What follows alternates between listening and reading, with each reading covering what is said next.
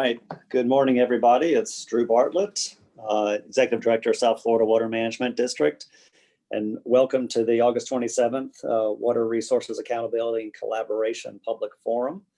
I appreciate everyone's attendance. Today, we will be talking about the water levels in Water Conservation Area 3A, otherwise known as the Central Everglades, and get into some good detail about the importance of water in the Everglades and water flow in the Everglades, and then look at our tools for how to manage the levels which are currently high in the Central Everglades. So I really thank you for participating and thanks for joining us via Zoom today. A couple of housekeeping items. Members of the public who wish to comment during our comment period at the end of the agenda can use the raise hand feature if you're on Zoom. And if you have trouble with the controls of Zoom, you can certainly go to our website, sfwmd.gov, and click the Ask Us button, and we'll be happy to answer any questions on how to operate the Zoom mechanics. RAC participants, as we go through agenda items and go through presentations, really we're going to have the meat of the discussion after the presentations, after we set the table. But if you have any questions during it or something like that, you also can use the raise hand button, and I'll be monitoring it, and we'll be able to call on you to ask questions, or once we get into the discussion part of the agenda. Sorry, we won't be able to see each other today, so that's always a lot better type of forum, but this is the way we're working right now. So if you're called in, I see there's a couple of call-ins, and you want to raise your hand for during public comment, you press *9, and then to mute and unmute your button, you press *6. So before we get into the agenda itself, I appreciate James Erskine joining us here from Florida Fish and Wildlife Conservation Commission. And they are obviously monitoring the wildlife in the Central Everglades. And so, James, if you don't mind, could you give the RAC an update on those conditions? We may have to, there you go. Go ahead and unmute yourself. Thank you. There, I'm unmuted. All right. Good morning, everybody. Good morning, Drew. Thank you for putting this agenda together today. These are very important topics. Now, folks on the group, our members and folks in the public, we have a broad spectrum of people that are either familiar with this or maybe getting exposed to it for the first time. So I'll just start by saying FWC has over 80 years of experience managing wildlife and habitats in the Everglades complex of wildlife management areas, which consists of the Holy Lands, Rotenberger, and Everglades and Francis Taylor wildlife management areas. And our research and observations throughout that time period indicate that water levels play a key role in habitat and wildlife health. And when water levels get high, we use a couple of specific gauges in Area 3A north of I-75 to monitor water levels, because there's a strong relationship between those gauges and water levels that are considered high for wildlife management. And that's roughly about an average of 24 inches of water across the northern section of 3A. And when water levels get to that stage, wildlife behaviors are altered, and it can create a stressful situation for terrestrial wildlife. So terrestrial wildlife becomes stranded on tree islands. Many animals will move to the levees to seek high ground, where things like crowding, limited nutritious food sources, and predation all contribute to high stress levels. So right now, our staff, when we have a high water condition, our biologists are monitoring tree island health, vegetation and food sources, and wildlife use on the tree islands. They're monitoring, and they do that by visiting the islands, and they do that with camera trapping on a number of islands throughout the wildlife management areas. And on the levees, we use a nighttime spotlight survey to monitor the terrestrial wildlife on the levees surrounding the areas. So right now we're doing all of those things in the Holy Lands, Rotenberg, and Everglades area that have been closed, through an executive order. which was issued on August 11th. The executive order provides special regulations for the area, and it's not a complete closure, but it restricts things that we see have a nexus with creating wildlife stress to reduce wildlife stress and reduce limit risks associated with mortality. So in the areas in 3A, so in area 2 and 2B and portions of 3A south between the Miami Canal, I-75, and the L-67 Canal, which is an entrance through the Holiday Park area. So area 3 is still open for access. And we do have some hunting that continues during these closure periods, but the deer hunting for archery was discontinued to reduce stress on the animals because of the closure. There are things like alligator and waterfowl hunting and non-native reptile removal that does continue because those things are determined to not be stressful on the animals. And we've done that through a long period of monitoring the situations during high water conditions. And those are specifically, and then all the fishing ramps that are accessible right now, like the main ones like Holiday Park and those along I-75 are open for bass fishing in the canals. So mainly it's marsh access that gets restricted and open access to the levees that get restricted. So right now we've had as high as about 50 deer and other deer count of 50 and lots of other terrestrial animals associated with that on the area levees around the Everglades. Today, water levels have dropped below our criteria, but it takes a little bit longer for wildlife to respond to that. So our weekly monitoring for wildlife this week had 15 deer on the Everglades levees, and there's a very strong statistical relationship between the number of deer seen in the water levels, and our biologists know from monitoring that it's very unlikely you're going to see 10 deer or more on the levee at any given time. Now, we all know that use the areas, we can see a deer on the levee, but you may see 1 or 2 in an area, and that would only be it. So seeing above 10 is an area that's created, that's a critical stress level. And as I said, there's about 42 deer on the levee at our last monitoring for this week.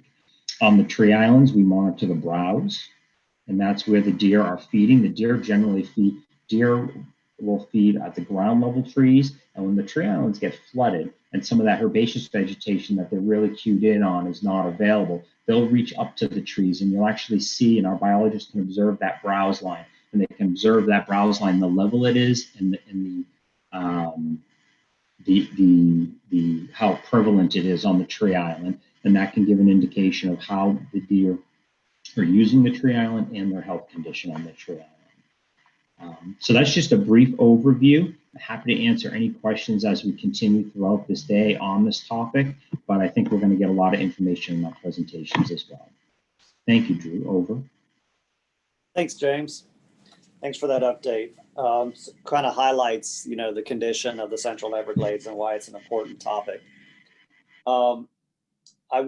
So let's just jump right into the presentations. And the first we have on our agenda is Dr. Fred Sklar. He's the Director of Everglades Systems Assessment at the district, and he's going to give us an overview of the historic flows and system alterations of the Central Everglades. And I will hand it over to you, Professor.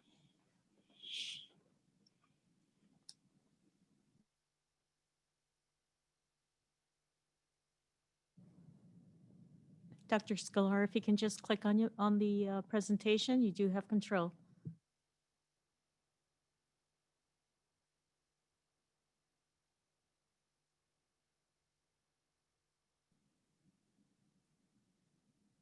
And also be sure to unmute yourself.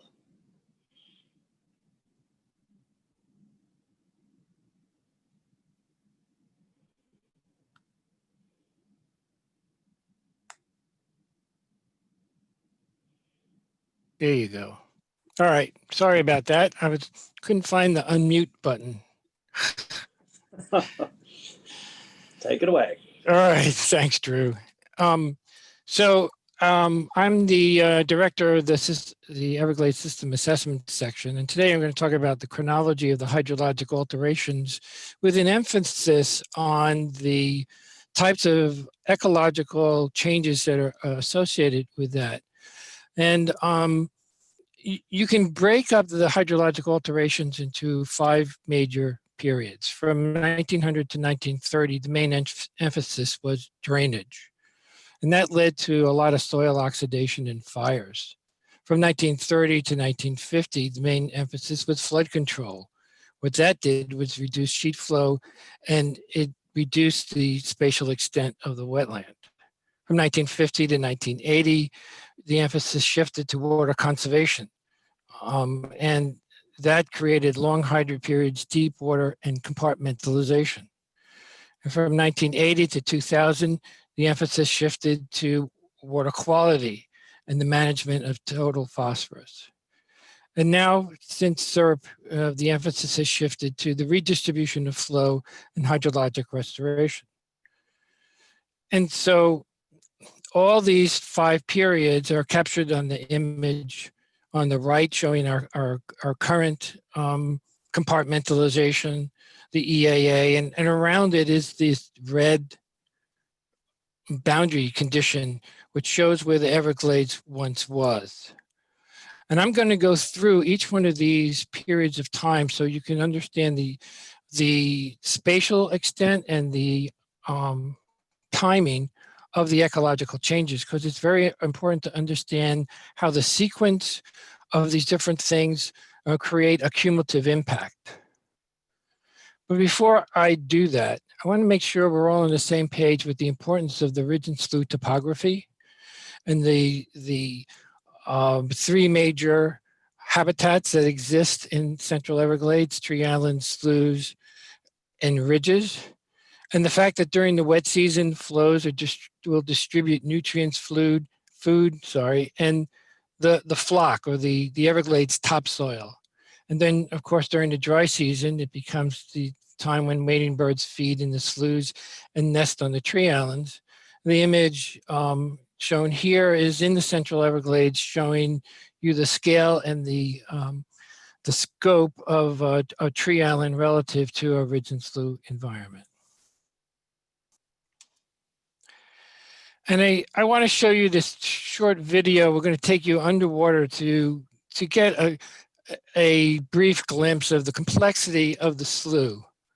And this was shot with a GoPro, which we had to reduce the resolution.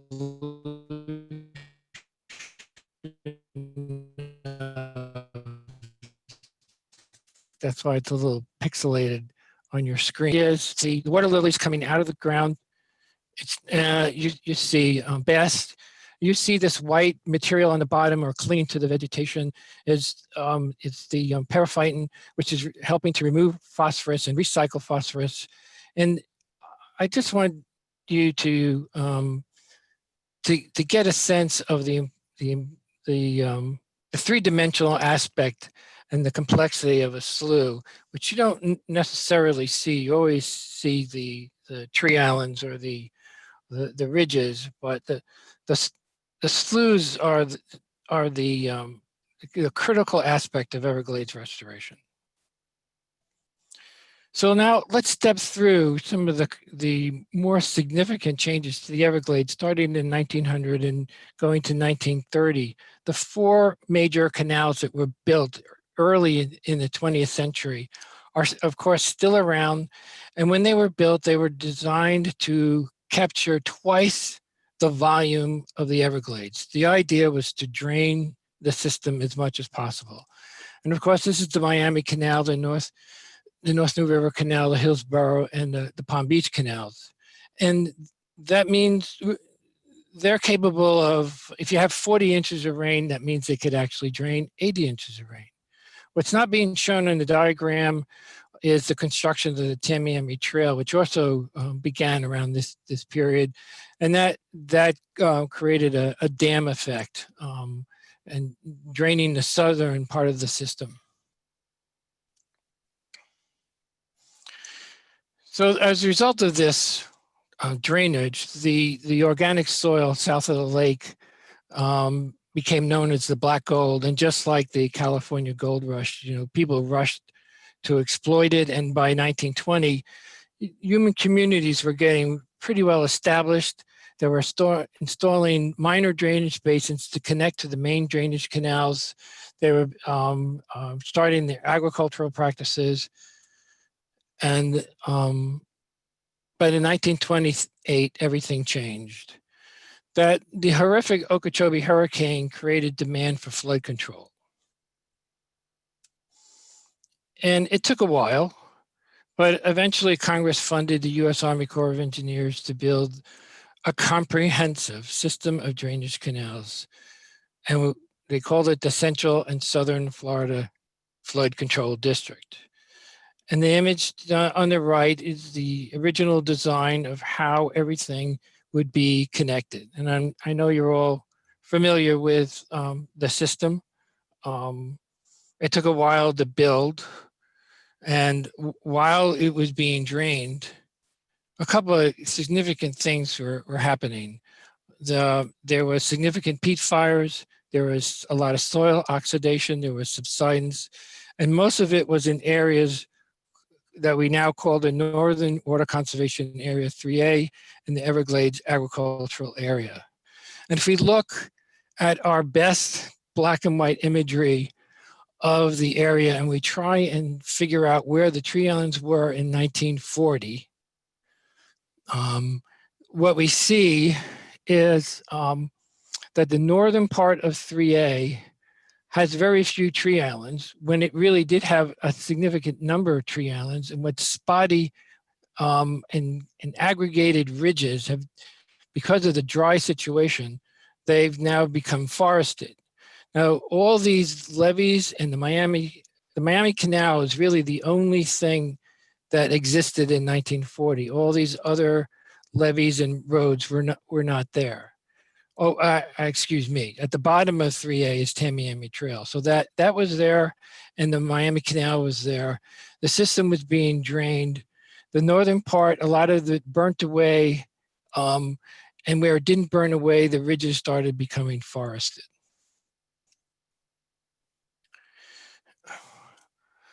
The next big event was trying to incorporate the to make incorporation, to bring humans more into areas that were wet. And what you see on the left-hand side, we're overlaying the eastern boundary that was built by 1954 in red into the historic Everglades. And what you see is that in Broward County was particularly aggressive in pushing their western county levels deep into the Everglades. And that was probably one of the more significant changes to the system, with implications all the way downstream, because this is the headwaters for Taylor Slough. And you have a freshwater reduction all the way down into Florida Bay. And as a result of this headwater reduction, you have increased salinity in coastal Florida Bay and Biscayne Bay. You have sawgrass replaced by dwarf mangroves. We have a white zone migration inland, and the image to the right is showing what this white zone is. This is like a salinity zone showing where freshwater used to be and how it's moving, how it's migrated in. And it's currently migrating in, I think, around half a mile every 2 years or so.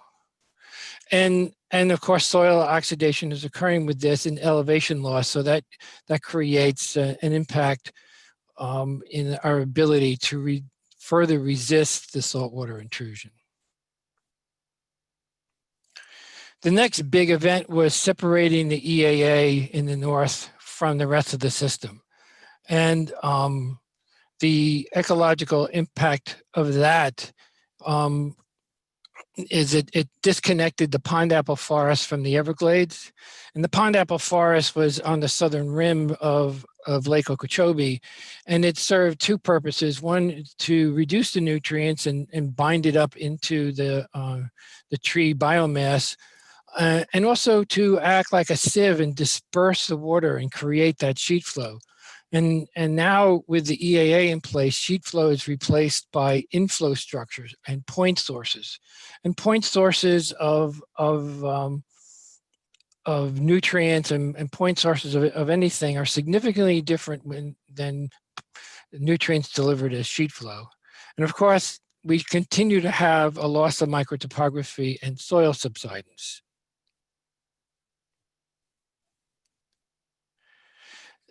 That loss of microtopography is really evident if you look at the northwest part of 3A.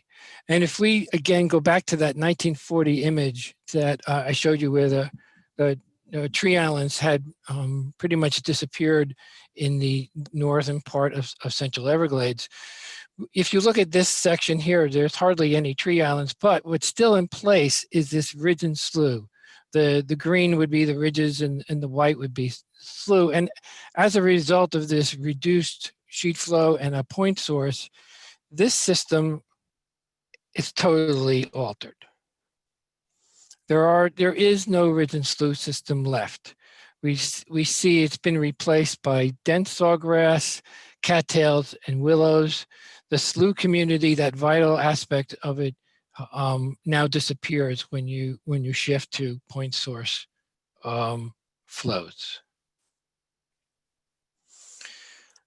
And in the early 60s, we added all this yellow. I'm sure that's a little hard to see on the right-hand side, but you place it over on top of everything that we built on there, and you can see that water conservation area 1, 2, 2B, 3, and even 3B are now in place. And the impact of that, I added, oh, I see what I did. I added 65 to 73 to complete the whole operation. So we have enhancements to the Miami Canal, another levee in 3B that created enhanced compartmentalization, and of course the South Day conveyance system, which did its best to try and separate out water for agriculture, keeping it dry on the east side and trying to keep the water in the Everglades. And the consequence of this kind of compartmentalization is tree islands drown, first off, because all that subsidence and soil reduction has now created a situation where a typical tree island picture here up on the right, the extent of a tree island could be half a mile long and a quarter mile wide. Great habitat, great biodiversity, would be turned into a ghost tree island, if that at all. Sometimes you don't even have a little head left, but what we now call a ghost tree island still has a tail and a very dense cattail and sawgrass community downstream of it. And if it's lucky, if the tree island had a relatively high limestone rock under it to keep it elevated, it would have a remnant, what we call a tree island head. And the other consequences, of course, flows of Shark River Slough are diverted west. Everglades National Park hydro periods and depths are decline. Each water conservation area develops a strong hydrologic gradient. That means the northern part of the compartment is significantly drier, and the southern part of each compartment is significantly wetter. And water quality begins to degrade, and wading birds continue to decline.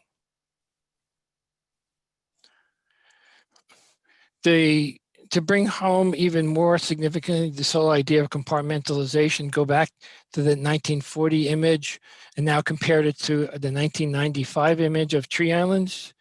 You can see all the green that was in the central part of 3A and in 3B. 65% of all the islands are now gone.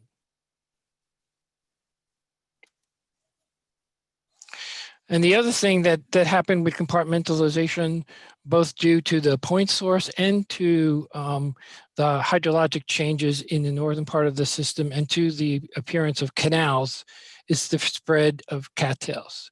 And cattails is indicative of a phosphorus enrichment. And the word oligotrophy means a wetland that's existing under extremely low nutrient conditions. And in 2A, I'm sure you're all familiar with the great expanse of phosphorus that came out of the S10, the S10 structures, and so there was, based on all the work that we did in 2A, we established the phosphorus rule.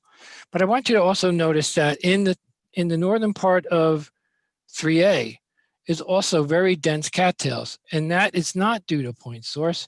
That is an alteration due to the oxidation of the soil and the release of phosphorus from the soil, which produces cattails.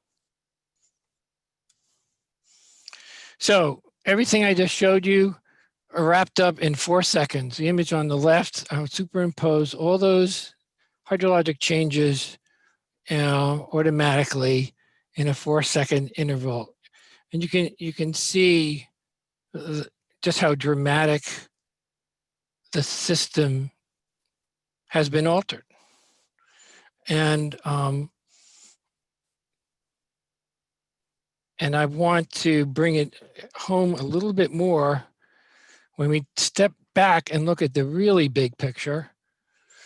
On the left is the image of the pre-drainage peat depths, and on the right is the current Everglades protection area and its peat depths. And there's such a significant difference in the amount of peat in the system. First of all, on the left, we had on average 6.5 feet of peat, and now on the right, our average is 2.5 feet. The volume of peat on the left is 3.7 million cubic yards, and on the right, 0.9 million yards. And one of the really significant things is the carbon content. On the left, 992 million tons. And but today, 700 million tons less exist in the Everglades. That means that CO2 went into the atmosphere and contributed to increased CO2 in the atmosphere and climate change.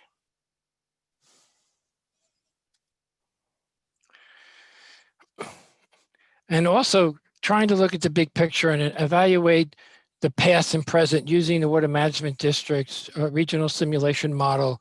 If we focus on just one of these transects that go from the northwest section of 3A down across Tamiami Trail and Alligator Alley into Northeast Shark River Slough, what did it look like historically, and what does it look like today? First, I'm going to show you what it looked like historically. Now, going down that transect, what you see is the blue line that's going up and down is the water depths, and the brown line is the surface, the groundwater, not the groundwater, the ground surface, excuse me. And the Tamiami Trail and the Alligator Alley did not exist back then. I just put it in there for reference. And you can see that the water levels are following evenly across the entire system. You don't see that it's ever really drying out. You see 3-4 feet of water in the system. And now let's take a look at it today. The green dots are where the tree islands exist today, with their elevation. We don't know their elevations historically, but what you see right off the bat is that the southern part of 3A, the tree islands there are going underwater. You see that the system is significantly drying out in the northern part of 3A, north of Alligator Alley. You see a disconnect between 3A and Everglades National Park. You see a hydrologic regime that is not supportive of tree islands, is not supportive of a healthy ridge and slough environment, because it's too dry in some places and too wet in others. And to summarize all of what you just saw, let's, one step at a time. When we look at the water surface, the difference between pre-drainage and current. In the pre-drainage, the water surface conformed to the ground surface. In current, it's more like a wedge. If we look at the seasonal rise and fall of that water, we see that it remains parallel, but it's not parallel in the current. The median slough depth, which is absolutely critical, on average in the Everglades in pre-drainage 2 feet.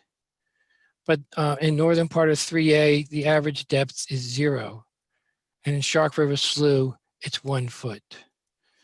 We look at the slough hydrology, we see that historically 99% of the time it's wet, but in many areas it's often dries out today.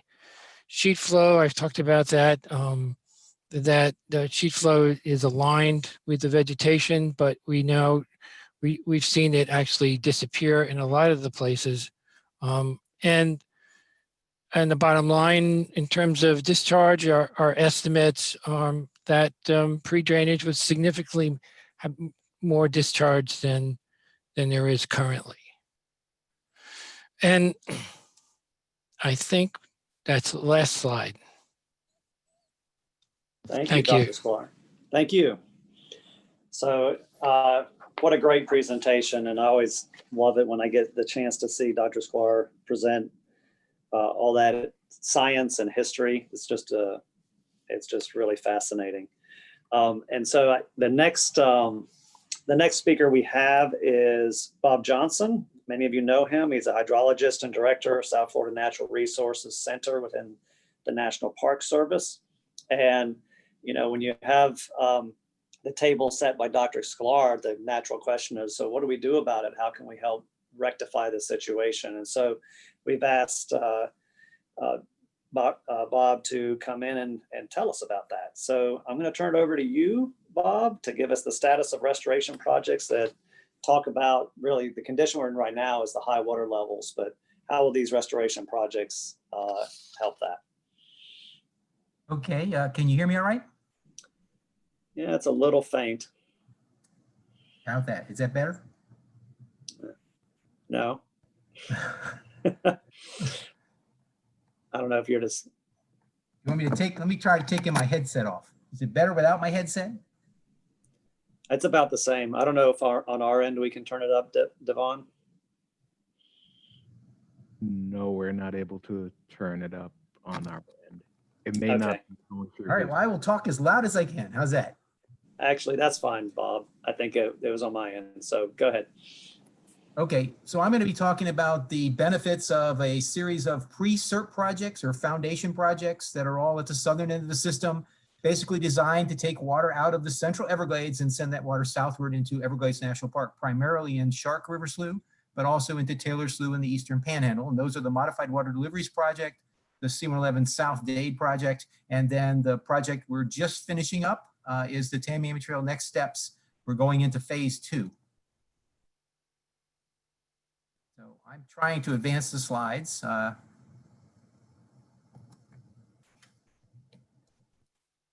Go ahead and click on the left click on it. It's not. Can you advance for me? It's not advancing. Okay, go ahead. Sure. Let me take control. Thank you.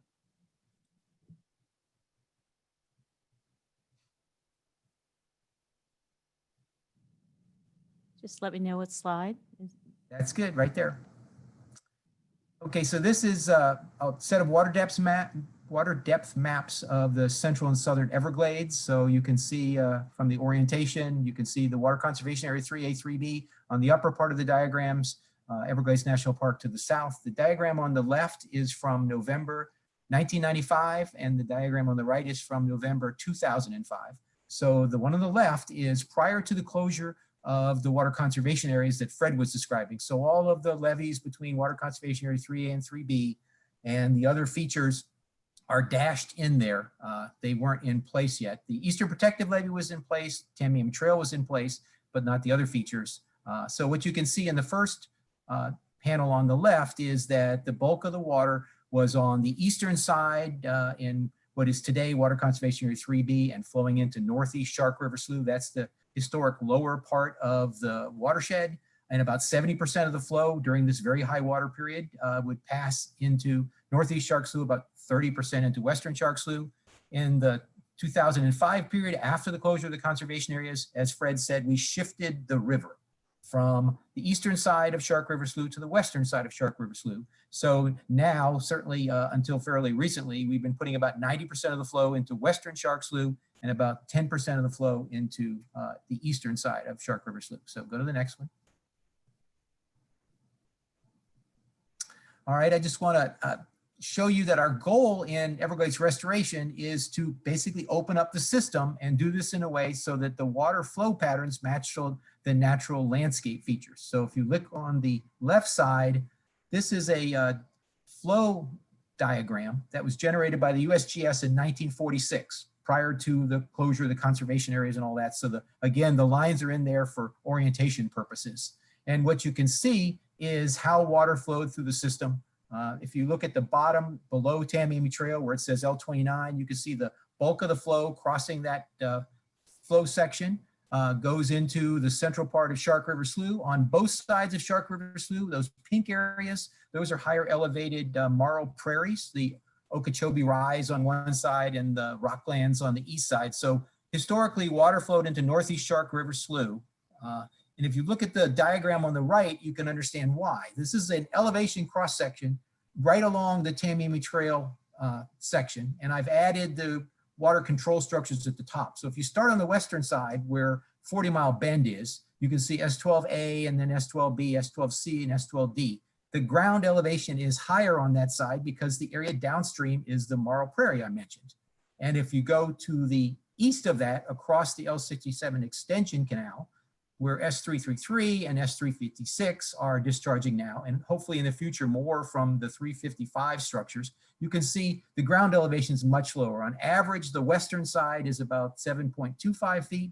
The eastern side is down at about 6.6 feet or 6.25 feet. And even though that's not a huge difference in elevation in the Everglades, it's the difference between the river in northeast Shark Slough, where water flowed all the time, and the Marl Prairie or the floodplain over on the western side. So it's pretty clear that water flows more efficiently through the central flow path of northeast Shark River Slough, through what was historically the ridge and slough landscape, as Fred described, and less efficiently through western Shark River Slough because the ground is higher and because the Marl Prairies just naturally kind of slow down the rate of flow. You have to get a lot of water level difference north of the trail to push water efficiently across that.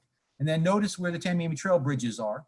Both the 1 mile bridge built in the Modified Water Deliveries Project and the 2.3 miles of bridging built in the Tamiami Trail Next Steps Project are aligned with the lowest areas of elevation over on the eastern side of Shark River Slough, just where we need to be putting the water. So go to the next slide.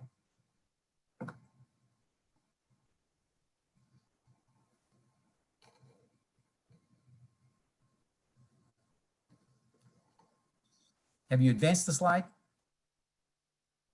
Okay. Yes, there's a little So, delay. I Fred talked apologize. Yeah, sorry. As Fred described this chronologic sequence of water management structures across the system, I just want to show you at the southern end of the system, the connection between the central and southern Everglades, how it's happened. So the yellow structures on here are the original structures for the Central and Southern Florida Flood Control Project and the things that were built in the 1960s as we closed the conservation areas and we shifted water over to the west. So you can see where the S12s are. You can see structures that are built along the coastal canal system to move water from basically the Everglades system eastward into the coastal canals. The next set of features that were built, those first ones were for flood control purposes and water deliveries to Shark Slough. The second set of structures is what's referred to, and it's the green features it's referred to as the Everglades National Park South Day Conveyance System. That was built in the 1980s, and those were built for dry season water supply to meet the minimum delivery schedule to Taylor Slough in the Eastern Panhandle and also provide dry season flows to the coastal canals to reduce saltwater intrusion. Then the restoration projects started that were authorized in 1989. The Modified Water Deliveries and the C-111 South Day project. Mod water features are in blue, so you can see structures on the eastern side of Tamiami Trail to move water into northeast Shark Slough. L67 extension was degraded. The 8.5 square mile area was built. And the C-111 features to the south are basically there for reducing water levels on the eastern side and maintaining water levels higher on the western side. We pump water from the east to the west rather than discharging that water to the south and losing it. And those are providing both restoration flows to Taylor Slough and hopefully Florida Bay, and seepage management to reduce this difference in water level. And then you can see at the north, the Central Everglades planning project features that are authorized in 2016. I'll just point out where they are, and then I'll move to the next slide. Leslie Waugh is going to cover those in detail. So next slide. Okay, so I'm going to present a couple of slides on the combined operational plan. That is the operational plan for Water Conservation Area 3A, Everglades National Park, and the South Dade Conveyance System. It's getting ready to be signed with a record of decision. It basically is after the construction of Modwater and C111 comes online. And what you can see on the left-hand side, these are just pie charts of the amount of water that comes out of Water Conservation Area 3. Basically, it's the water budget for Water Conservation Area 3. So on the left is the no action plan prior to the implementation of COP. And on the right is the recommended plan, alternative Q, it's actually Q plus. And you can just see in the water budget, the changes that are happening in terms of us moving water. I want to point out that Modwater was designed to operate within the existing water budget. So we did not plan on bringing any new water in from the upstream system. This is basically redirecting flow already in the Central Everglades into the Southern Everglades. So the main changes that you can see there is what I've listed in the center there. We increase flows into Everglades National Park and Shark River Slough by about 160,000 acre feet. And you can see from the distribution that the bulk of that water goes into Northeast Shark River Slough. You can see the amount of water going to Northeast Shark River Slough, the orange slice doubles. And that is from the additional water coming in from Central Everglades, but it's also from redirecting water existing that's going into Western Shark Slough. So you can see Northeast Shark Slough benefits from additional water coming south, redirecting water from the west, and also a reduction in water in a kind of a pooled area in the southern end of Water Conservation Area 3B. That's the gray area. So go to the next slide. I just want to show you a comparison of the water depth changes associated with the combined operational plan. And I'm sorry, I did not put a dot on the map to show you where these two gauges are. But on the left-hand side, you can see a map that shows the average annual stage difference between the base condition and implementing alternative Q. So this is just subtracting those two. And what you can see in the color chart there is the area that is in the light gray north of Tamiami Trail along the L67A levee and L29. That area increases depth on average of 1/4 foot. And then you look to the south where the water is being discharged. It goes into Northeast Shark River Slough, and the lighter blue in the center is where the water levels are increasing by about 1/4 foot. And the light blue is between 1/4 and 1/2 foot. And then the two graphics on the right just show you the stage exceedance curve. In this case, we're looking at ponding depths. So the top one, Water Conservation Area 3A, is a gauge 3A28, and it's in the southeast corner, kind of just north of Tamiami Trail and where L67 comes down. It's right in that southeast impounded corner there. And you can see basically a difference between the no action and the alternatives of 1/4 foot less water levels. So we're lowering water levels in 3A. The gauge in Northeast Shark River Slough is kind of in the middle of Northeast Shark Slough. And you can see the benefit is we're raising the downstream stage. So it's lowering the upstream stage, raising the downstream stage. And you can see all the details here. In wet periods, 3A is still basically 1 foot higher than Northeast Shark Slough. On average, it's 1/2 foot higher than Northeast Shark Slough. And in the driest part of the year, it's 1/4 foot higher than Northeast Shark Slough. All right, go to the next one. So now I'll talk about the benefits of the projects we've been doing to push more water into Northeast Shark Slough, which basically lowers water level in Water Conservation Area 3A and reduces the extended ponding. So this is looking at flows from 2003 through 2019, almost into 20. The flows into Northeast Shark River Slough. So this is the benefit of all the work we've been doing along Tamiami Trail and the capacity we've created with the modified water deliveries and C111 projects coming online. So you can see a red arrow there on when the modified water deliveries 1 mile bridge and the partial raising of Tamiami Trail went into effect, and we were able to raise the canal stage in L29 from 7.5 to 7.8. That's the start of the incremental testing when we were able to begin to put more water in the Northeast Shark Slough. Before all the work was done, we had a high water deviation in 2016 during I'll call it a super El Nino year. And so you can see for a short period of time, the stage was allowed to go to 8.5 feet. So we were passing large flows during the dry season and the wet season. It's uncommon for us to get high flows in the dry season, but that was the rainfall pattern. Then you can see Hurricane Irma in 2017. Flows decreased in Northeast Shark Slough in 2017 because the stage got so high, we were causing flooding effects in the 8.5 square mile area. And that required closing of the inflow structures. The stages were getting above 8.5 if we didn't in the canal. And then finally, the Tamiami Trail Next Steps projects after the 2.3 miles of bridges were completed in 2019. Now we're operating up to 8.5 feet for a maximum of 90 days per year. And you can see substantially higher flows once the western bridges are in place and once we have that additional operational flexibility. So those two changes give us the ability to pass much larger flows out of the central Everglades and into the southern Everglades. Next slide.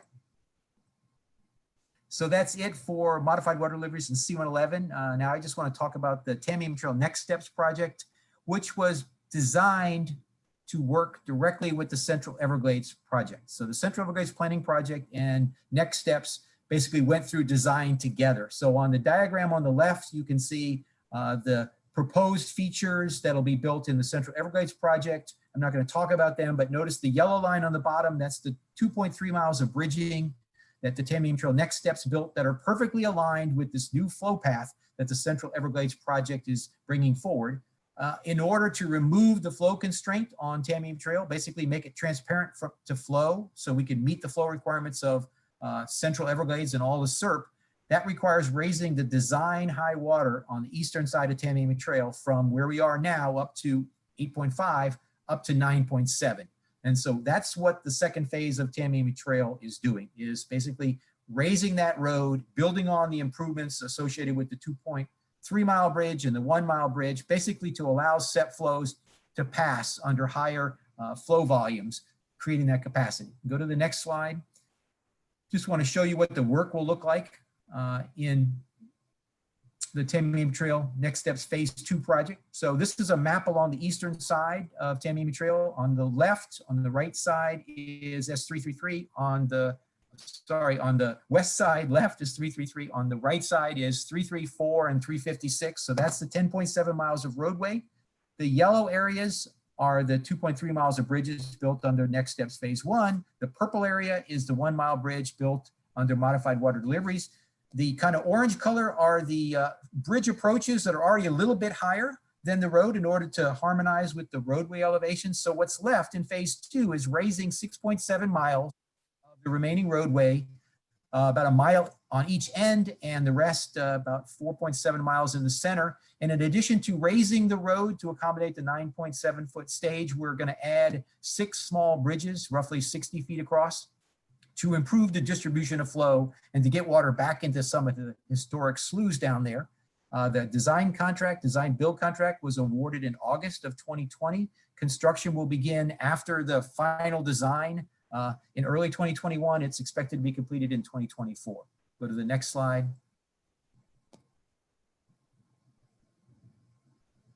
And this just shows you the problems with the current roadway and why it has to be raised. So if you look at the bottom of the diagram, the old roadway there, the top elevation of the road is about 10.5.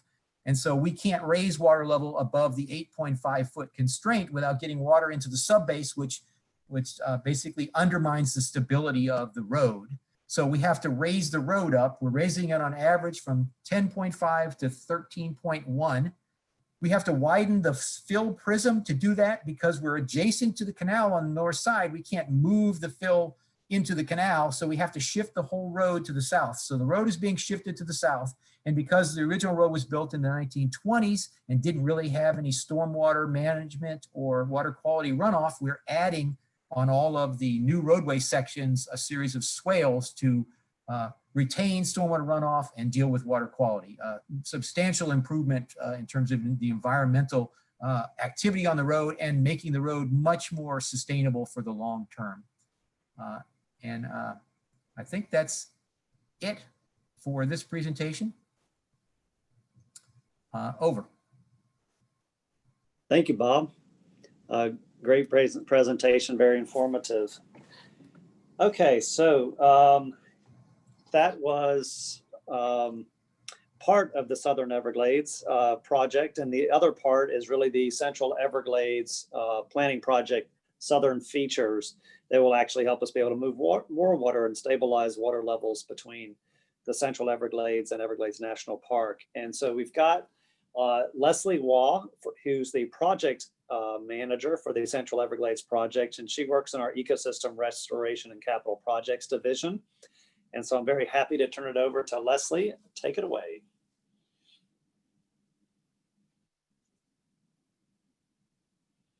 Thanks, Drew. Can everybody hear me okay? Yep.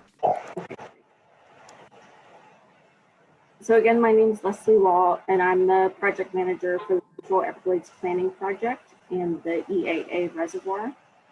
And I'm going to go into detail about SEP South today, but I do want to start just with a quick overview of the SEP project as a whole. And let's see if I can control.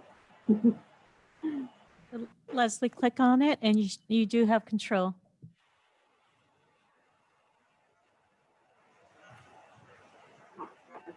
Okay.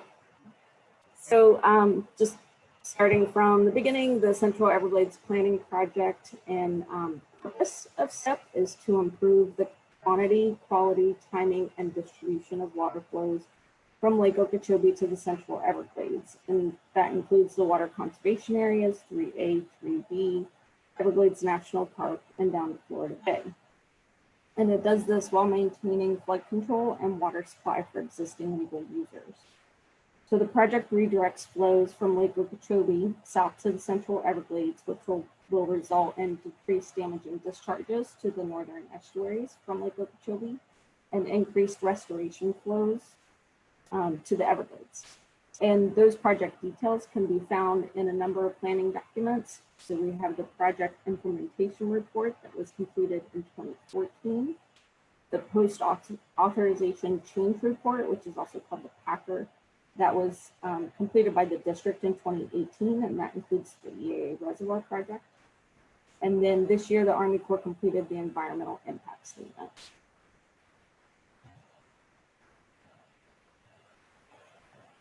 So just a quick overview of the project features.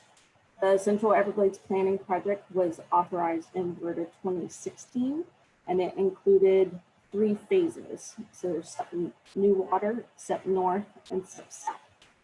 And SEP New Water includes the storage and treatment features that capture, store, and treat water to send south to the Central Everglades. And with the authorization of the EAA Reservoir in 2018, those features include the EAA Reservoir and the associated A2 stormwater treatment area and canal conveyance improvements in the Everglades agricultural area, which is the area on the map that's outlined in orange.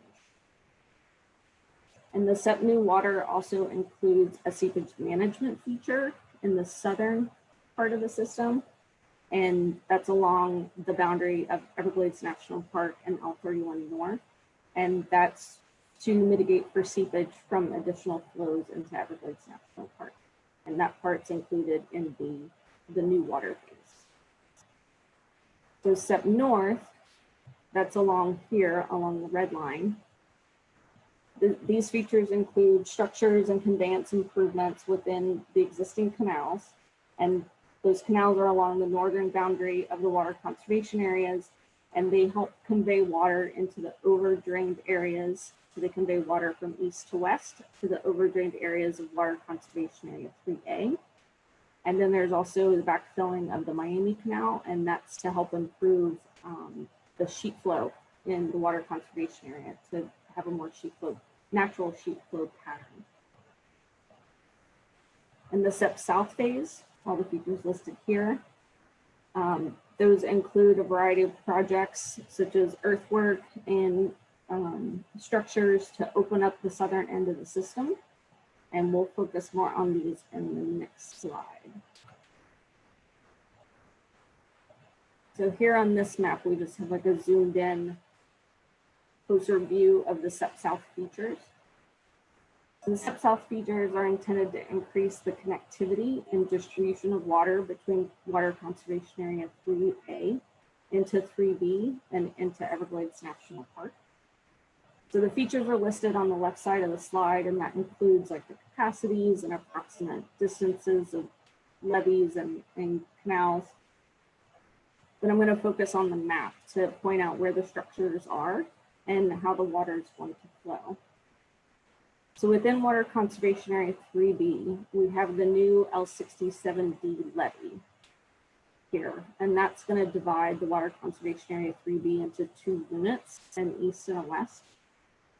And along the northern levee of Water Conservation Area 3B, there's going to be 3 culverts constructed within the L67A levee. So the S631 culvert will be, it's approximately 500 CFS, and there'll be a gap in the L67C levee, and that'll help water flow from 3A into 3B and help improve hydro periods in this portion of Water Conservation Area 3B. And then 2 additional culverts, S632 and S633, will move water into the western portion of Water Conservation Area 3B. And along with this portion of the L67C levee will be degraded, as well as the L29 levee here on the southern end will be degraded. And this will create the Blue Shanty Flowway. So the water will sheet flow from north to south within the Blue Shanty Flowway. And like Bob Johnson mentioned, that's in line with the Tamiami Trail Next Step Bridge on the southern end.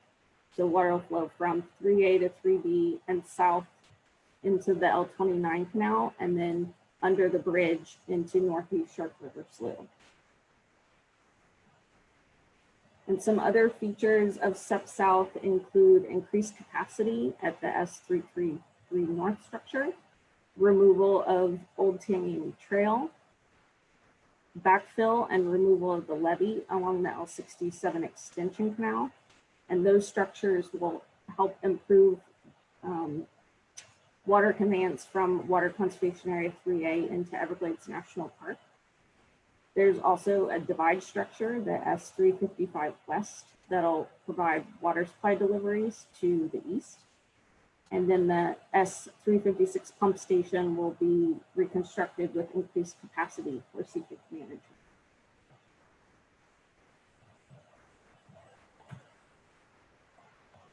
Oh, that's not the new slide.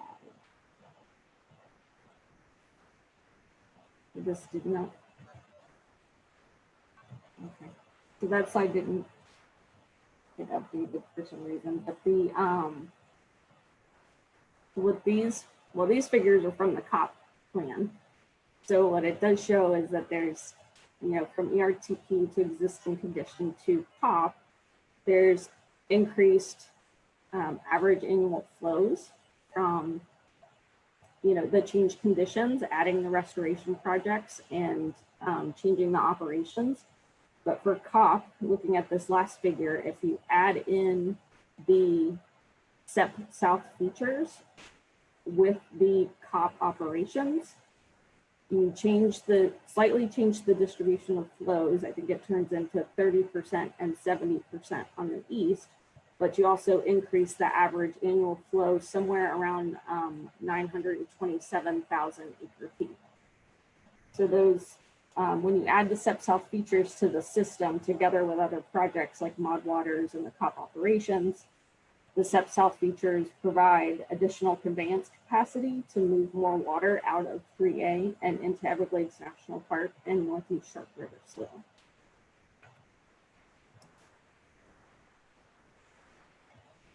And maybe we can get that slide updated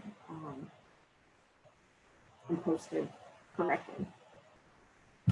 So this is the 2019 integrated delivery schedule, also called the IDS. And it shows the design and construction schedule for the restoration projects. And these are all the projects for SEP. And SEP South is highlighted by the red box. So there's two features, the blue ones, which indicates that those are being done by the South Florida Water Management District. So those two features are currently under construction. That's the removal of Old Tamiami Trail and the S333 North structure.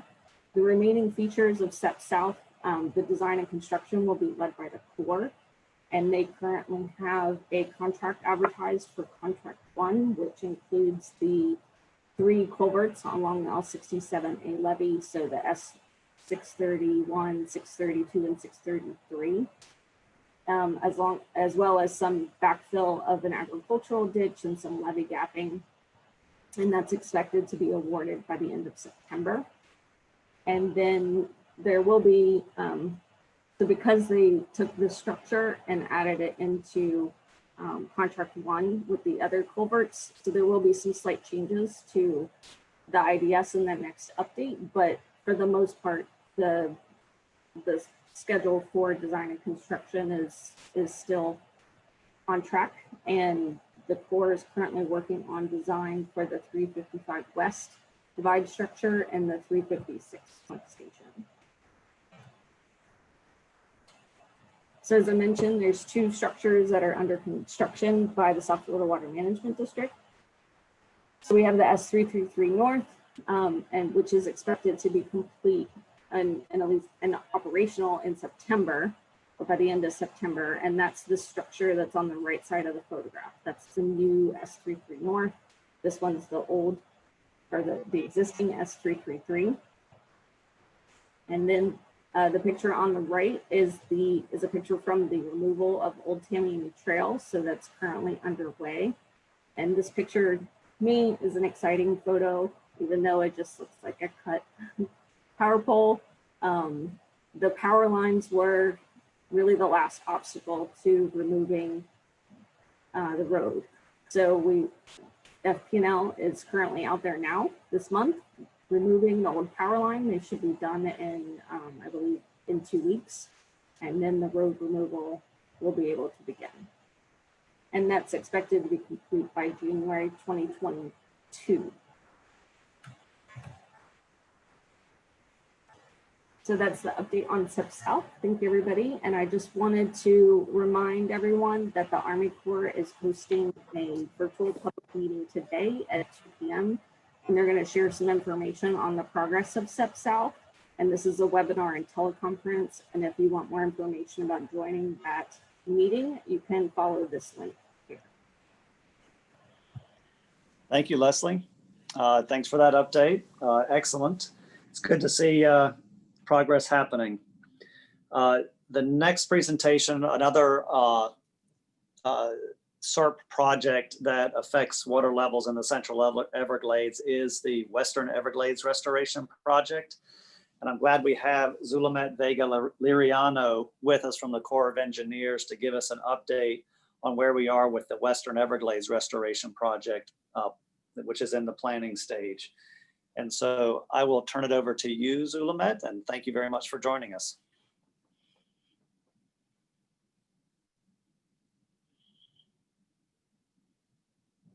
Zulamet, could you please unmute?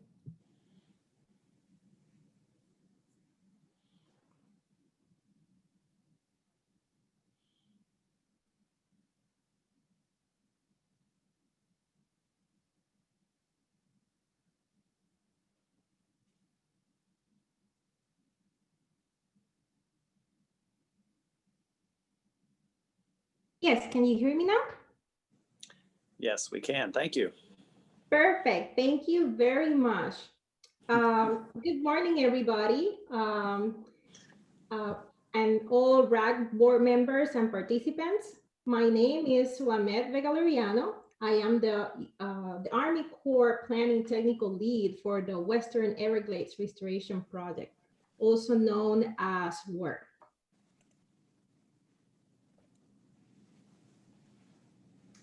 As you can see in this next slide, today we will focus on 3 main topics.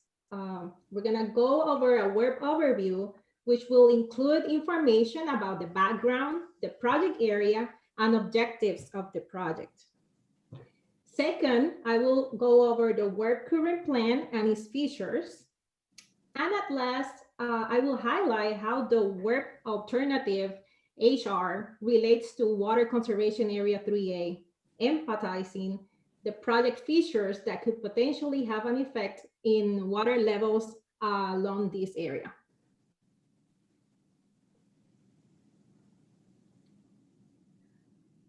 First of all, I want to go over the WERP's study authority, and it's under Section 601, Water Resources Development Act of 2000, also called WRDA 2000.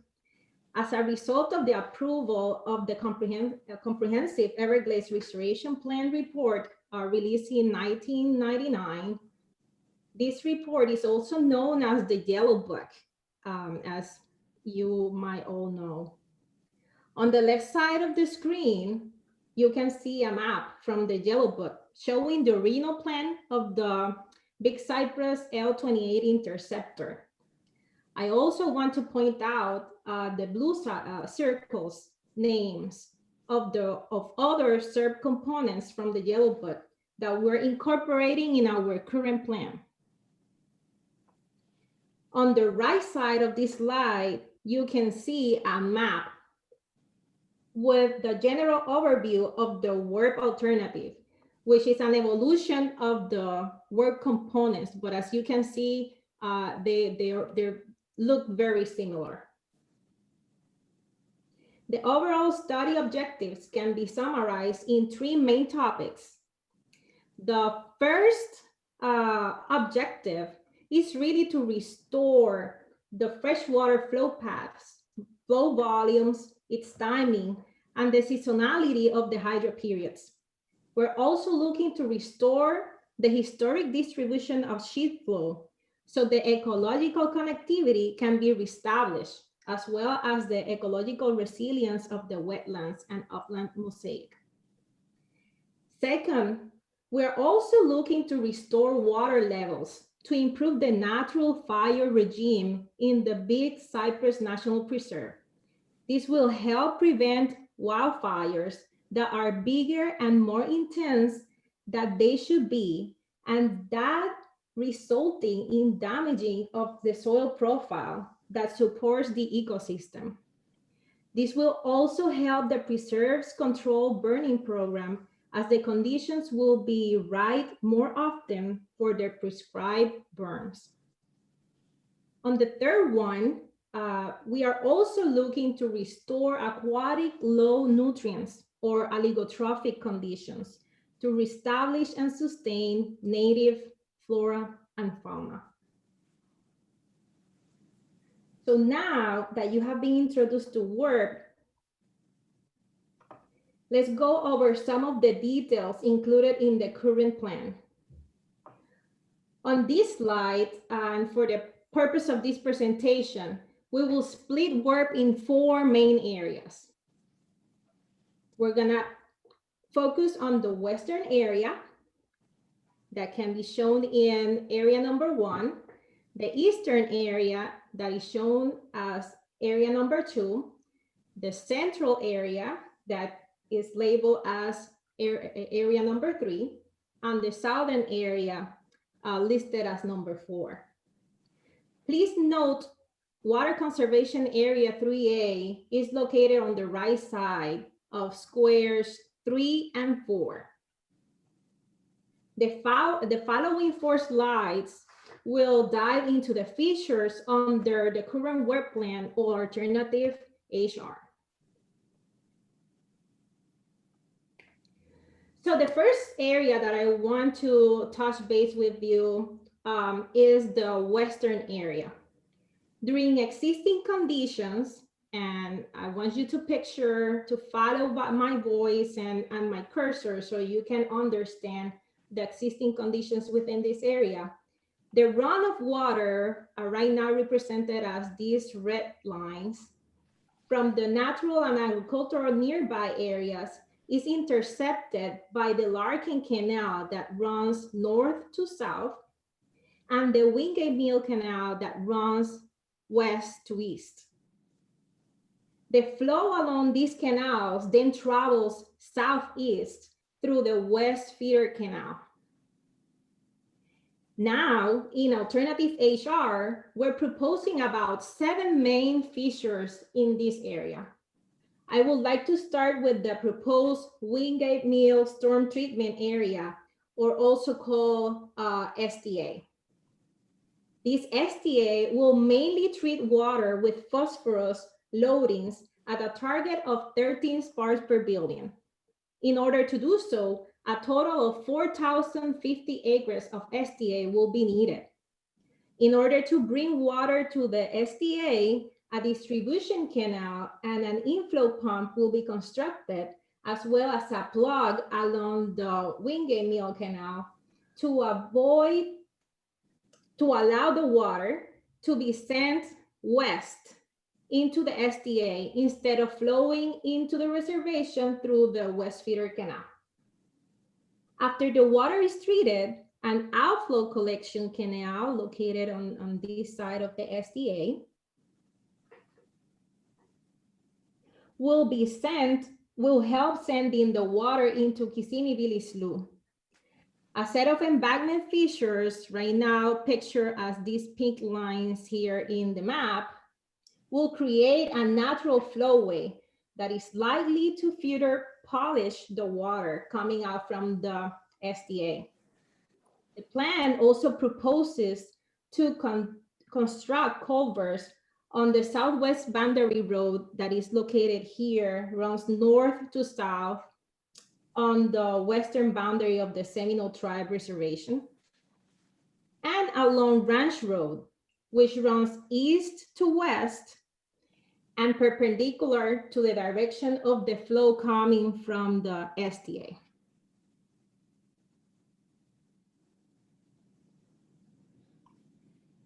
On this next slide, I'm gonna talk about area number 2, and also called Eastern Area. During existing conditions in this area, the run of water coming from the North Feeder Basin will be intercepted by the North Feeder Canal that runs north to south, and the PC-17A canal that runs west to east. The flow along these canals can travel south through the North Feeder Canal. Now, in alternative HR, we're proposing about 7 main fissures. I would like to start with the proposed North Feeder STA picture here in the center of this image. This STA will mainly treat water with phosphorus loading at a target of 13 parts per billion. In order to do so, a total of 3,420 acres of STA will be needed. Now, as the same as the Wingate Mill STA, in order to bring the water to the STA, we will require an intake canal, a distribution canal, and an inflow pump. Also, we will need a plug along the North Feeder Canal to allow the water to be sent east into the STA, instead of flowing south to the reservation through the North Feeder Canal. After the water is treated, an outflow collection canal, a plug, and a gated cover will help sending the water into L3. That will be the middle canal from this series of 3 canals south of STA 56. Now, moving to the central area, or area number 3, during existing conditions, the water flowing through the L28 interceptor canal, or also called L28I, is a combination of water from the western area and eastern areas, so our areas 1 and 2, plus local runoff. This water flows through L28I and eventually makes its way to the L28 interceptor, located in Water Conservation Area 3A. In WERP Alternative HR, flows south through the L28I will be greatly reduced, okay? Since flows from the North Feeder Basin will be sent into the Wingate Mill SDA, as I said, in area number 1, and flows from the North Feeder Canal will be routed into the North Feeder SDA, as I explained in, when discussing area number 2. The red arrows in this map represent the localized runoff from surrounding areas, and now that we won't have any contributions from upstream. An inline weir is proposed about 3.5 miles south of S190 is here at the top of the map, to prevent drainage of the Seminole Tribe of Florida Reservation and allow rehydration by seepage along the nearby areas. So that will be the purpose of this inline weir in here. And please note that there's no flow intended to be out of the canal. Everything, all the rehydration will be due to seepage. Starting approximate 1.5 miles north of I-75, the L28I will be degraded, as you can see in here, and backfilled to prevent water from flowing south. The levees will be joined surrounding the opening of the L28I canal with a plugged tie-in levee, now represented by this symbol, the white and black symbol in here. This is a tie-in plug feature. The entire L28I, L28 extension, and L28 north, south of I-75 will be degraded and backfilled. Plan also includes the restoration of at least one tree island located at the L28 interceptor canal, and 2 areas with degraded vegetation have been identified for vegetation restoration. One, as you can see in this map, is located near L28I extension, and the other near S140.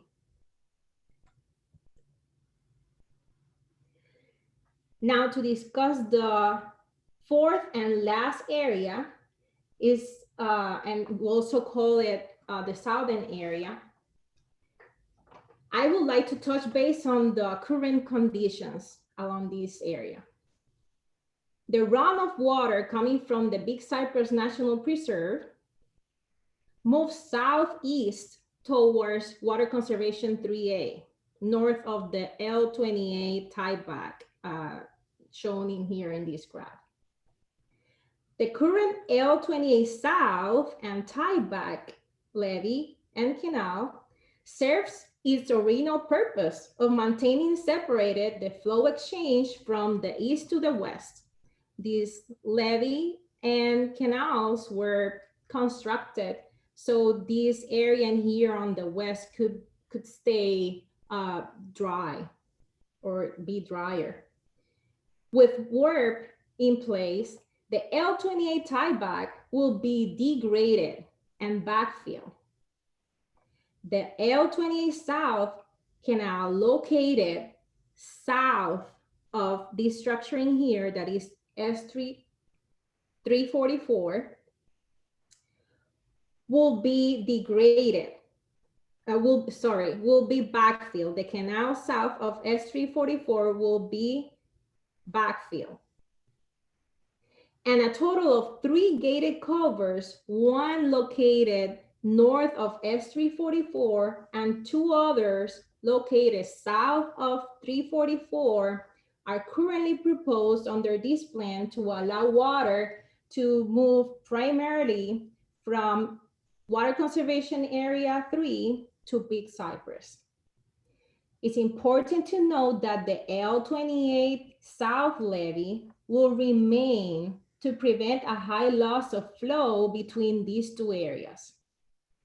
The work team is currently evaluating the need for additional culverts along the US 41 within the WRP area, so in this stretch of the Tamiami Trail, that is also called US 41, Loop Road, that is located in here, south of Tamiami Trail, 11-mile road located here in the middle of the map and west from the jetport and into the jetport.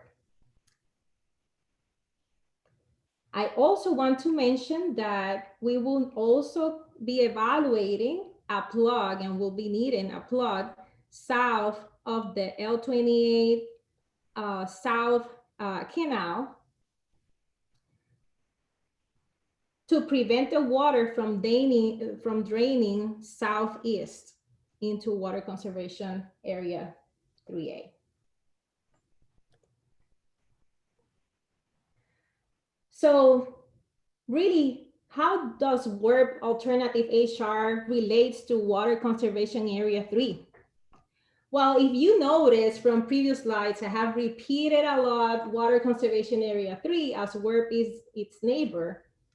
And there are 3 out of 4 areas from WRP that really have a direct relationship or a direct effect on 3A.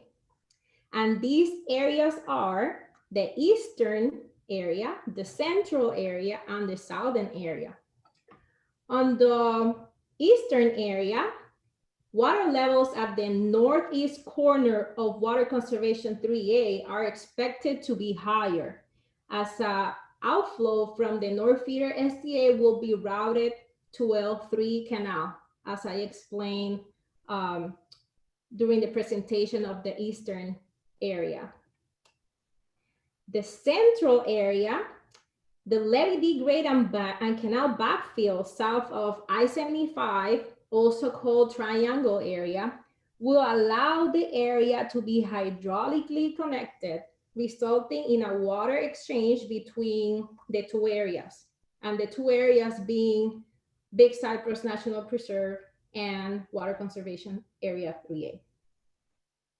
On the southern area, similar to the central area, the levee degrade and canal backfill of the L28 tieback, as well as the introduction of gated structures along the L28 South, will also allow the area to be hydraulically connected, resulting in a water exchange between the 2 areas.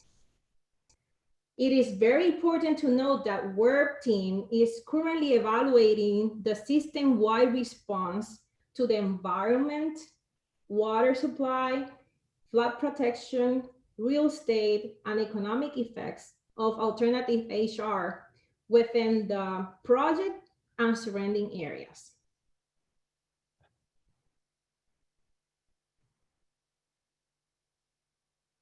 So to conclude my presentation, I would like to highlight some important milestones for this project.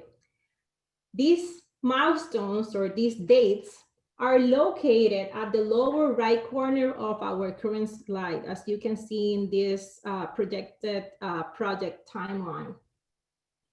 The first date that I want to highlight is the tentative selected plan milestone meeting that is currently scheduled for March 2021, in which WRP team will present a single plan to our office in Washington, D.C., and will request support to keep moving towards in the process of the SHIPS report that right now is scheduled for March 2022. By the time of the TSP milestone meeting, the WRP team will have analyzed and conceptually designed this single plan in much detail that will be eventually included in the draft project integrated report and environmental impact statement, also called PIR-IES, that is currently scheduled, as you can see in the timeline, on May 2021 for public review. I want to highlight that the public review on May 2021 will be the best opportunity for the public to provide comments. However, public engagement before that date is encouraged, and the work team is open to receive comments during key project delivery teams, or also called PDTs, meetings, and other engagements before May 2021. The Western Everglades is a really great project.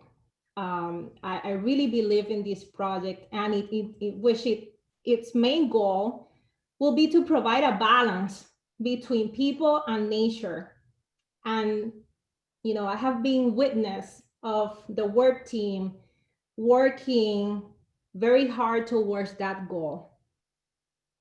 So, you know, pending any questions, this will conclude my presentation. Thank you very much, everybody, for your attention. Thank you very much, Zulamed. I certainly share your enthusiasm for that project, and I'm glad we're engaged well on it, and look forward to the public engagement into 2021 when we start to really try to proceed with that project itself. So not seeing any questions, our last presenter is John Mitnick. He's our chief engineer at the Water Management District. You've heard a lot of sort of the natural history and alterations of the Central Everglades, and you've heard of what we're doing to try to put some infrastructure in place to try to deal with the degradation. But right now we're dealing with a high water level, as James pointed out this morning, and Mr. Mitnick will give us sort of our current conditions and the operations of those high water levels. And then we'll roll into a discussion among RAC participants on any questions and any thoughts that you might have on addressing the situation. So I appreciate it. Take it away, John. All right, thank you, Drew. As Drew said, started off the conversations today with Fred presenting some of the natural system and some of the alterations that have occurred to the natural system over time. Going through then some of the projects that are on the books between Bob, Leslie, and Zulamed.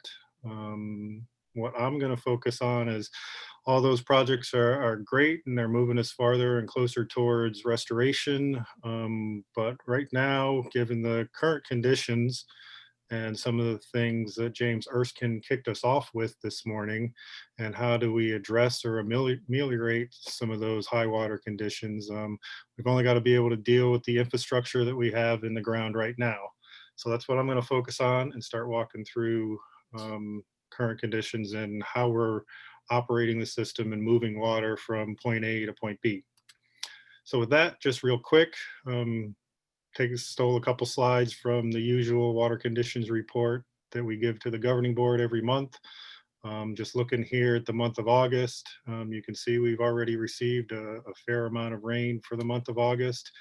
And actually we're just slightly below average right now, but we still got a couple more days left in the month. So it's likely that we'll end the month of August right around average rainfall for this time of year. Overall, for the wet season, you can see we're just above average rainfall, and the majority of those rains have kind of fallen in these areas that we're talking about in through here, the Central Everglades and south of Lake Okeechobee.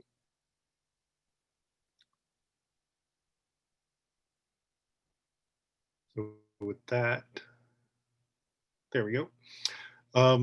Looking down at the Central Everglades, start up there in the upper right-hand side, looking at Area 1. Area 1 is just slightly above its regulation schedule right now.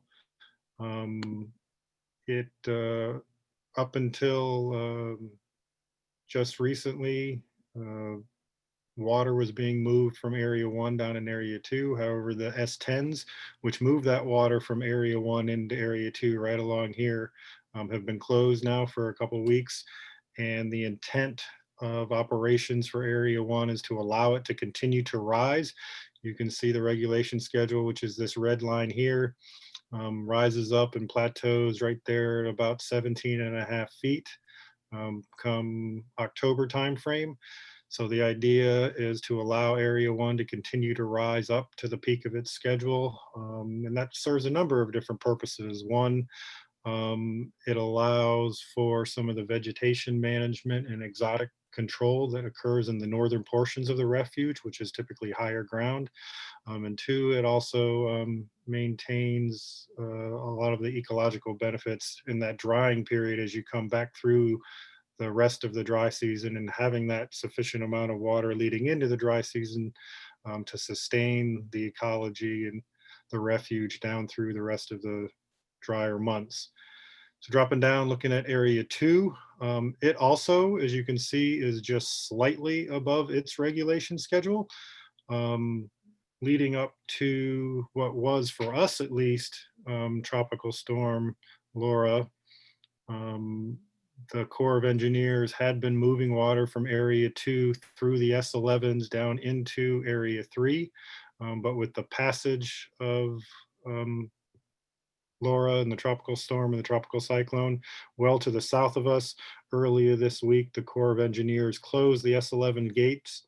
So again, we're no longer moving that water from Area 2 into Area 3.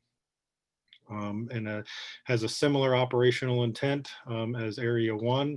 What we're looking to do is have Area 2 continue to rise up to its peak of the schedule right there in October, for very similar reasons, to be able to retain a sufficient amount of water within Area 2 to provide the ecology that dry down effect as we go through the drier months into the dry season. So that'll take us around to Area 3, which has been the subject of today's meeting. Just looking at Area 3, you can see that Area 3 is still well above its schedule. It's about 3/4 of a foot above its regulation schedule. Overall, as of yesterday or midnight last night, with the closure of the S11s, there was about 1,000 cubic feet per second that was flowing into Water Conservation Area 3A. And there was about 33,300 cubic feet per second that was flowing out of the conservation areas. So I'll talk a little bit more about those specific operations, but first, to orient everybody, just looking at the overall inflows and outflows of the Conservation Area 3. You've got the main source of inflows there over here on the eastern side of the S11 structures that move that water from Area 2 into Area 3. There's a smaller gravity water control structure, the S150 structure, that moves water from STA 3-4 into the northern portion of Area 3A. There's the S8 pump station that also pulls treated water from STA 3-4 or Stormwater Treatment Area 3-4 into Area 3A. Some water is also pumped farther to the west through this pump station, G404, and then flows through what is a gap in the levee out into the northwest corner of Area 3A. And then we also have treated water that is delivered from STA 5-6, flows into this corner of Area 3A. A little bit farther down, some additional inflows. There's the S140 pump station that pumps water out of the L28, and this area over here that Zulamet was just talking about, as well as a gravity flows from S190 coming down the L28 interceptor that move out into the conservation area right in this location.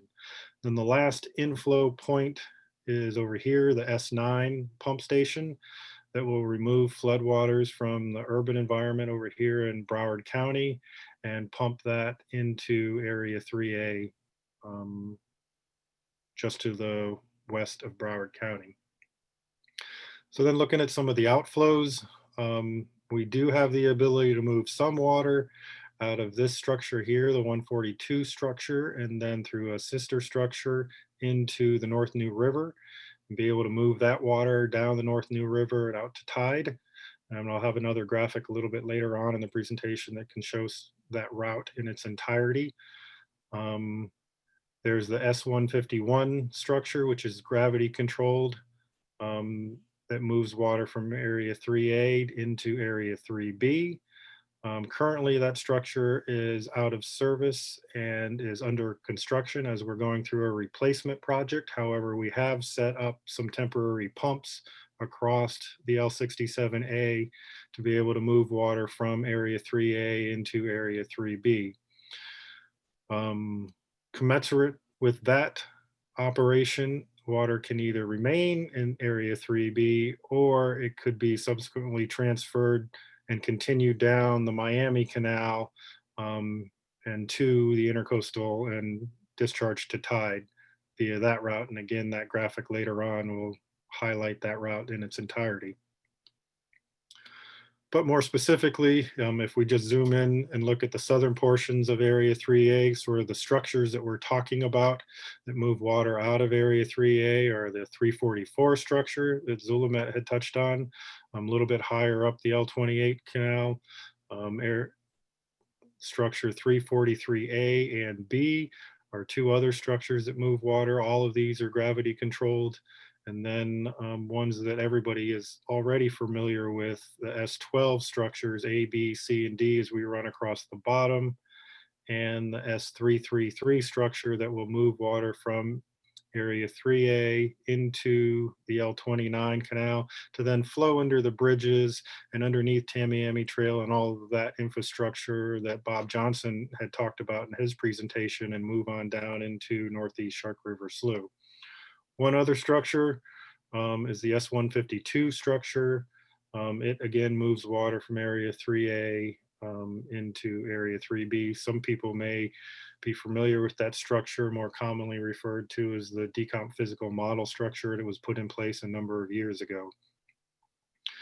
So right now, as I said, as of midnight last night, inflows to area 3A were on the order of about 1,000 cubic feet per second, and outflows had been on the order of about 3,300 cubic feet per second.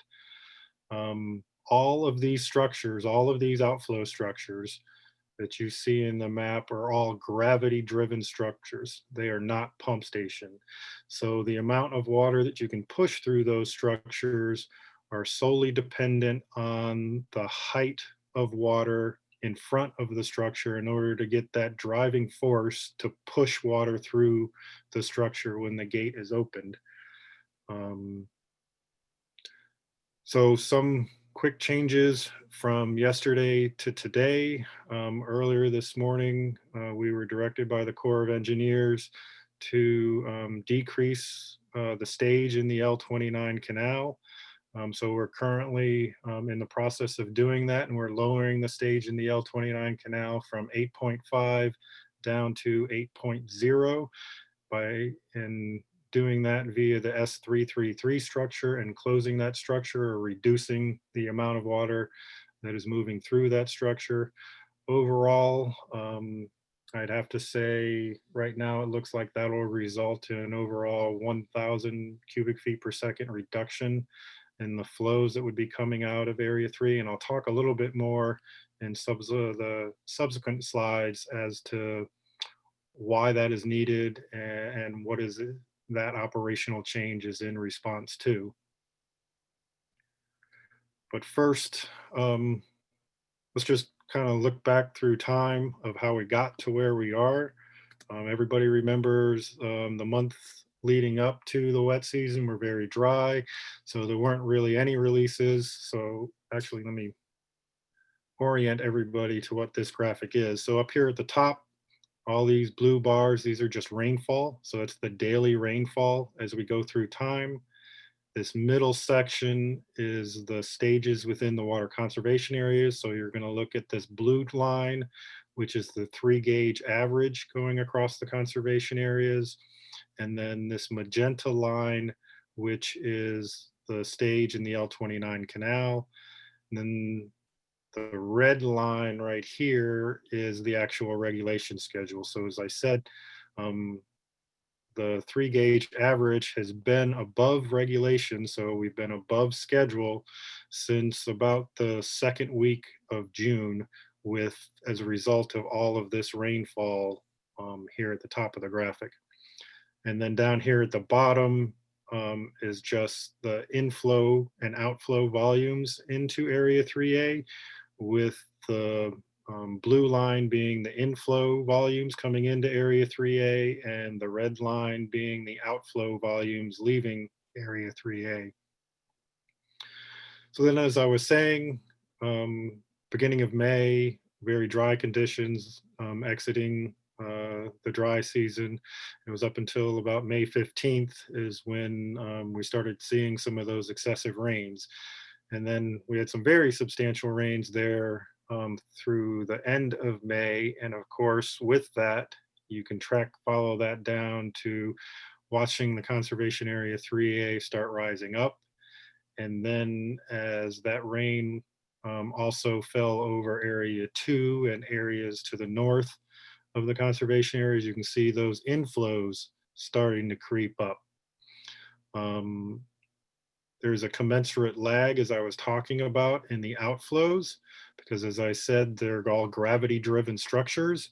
So it takes a while, both one, for that water to transition from the northern portions of Area 3A to down to the southern portions of 3A, and then some additional time in that lag for that water to begin ponding up to create sufficient gravity driving head or force to be able to start moving water out through those gravity structures in any substantial quantities.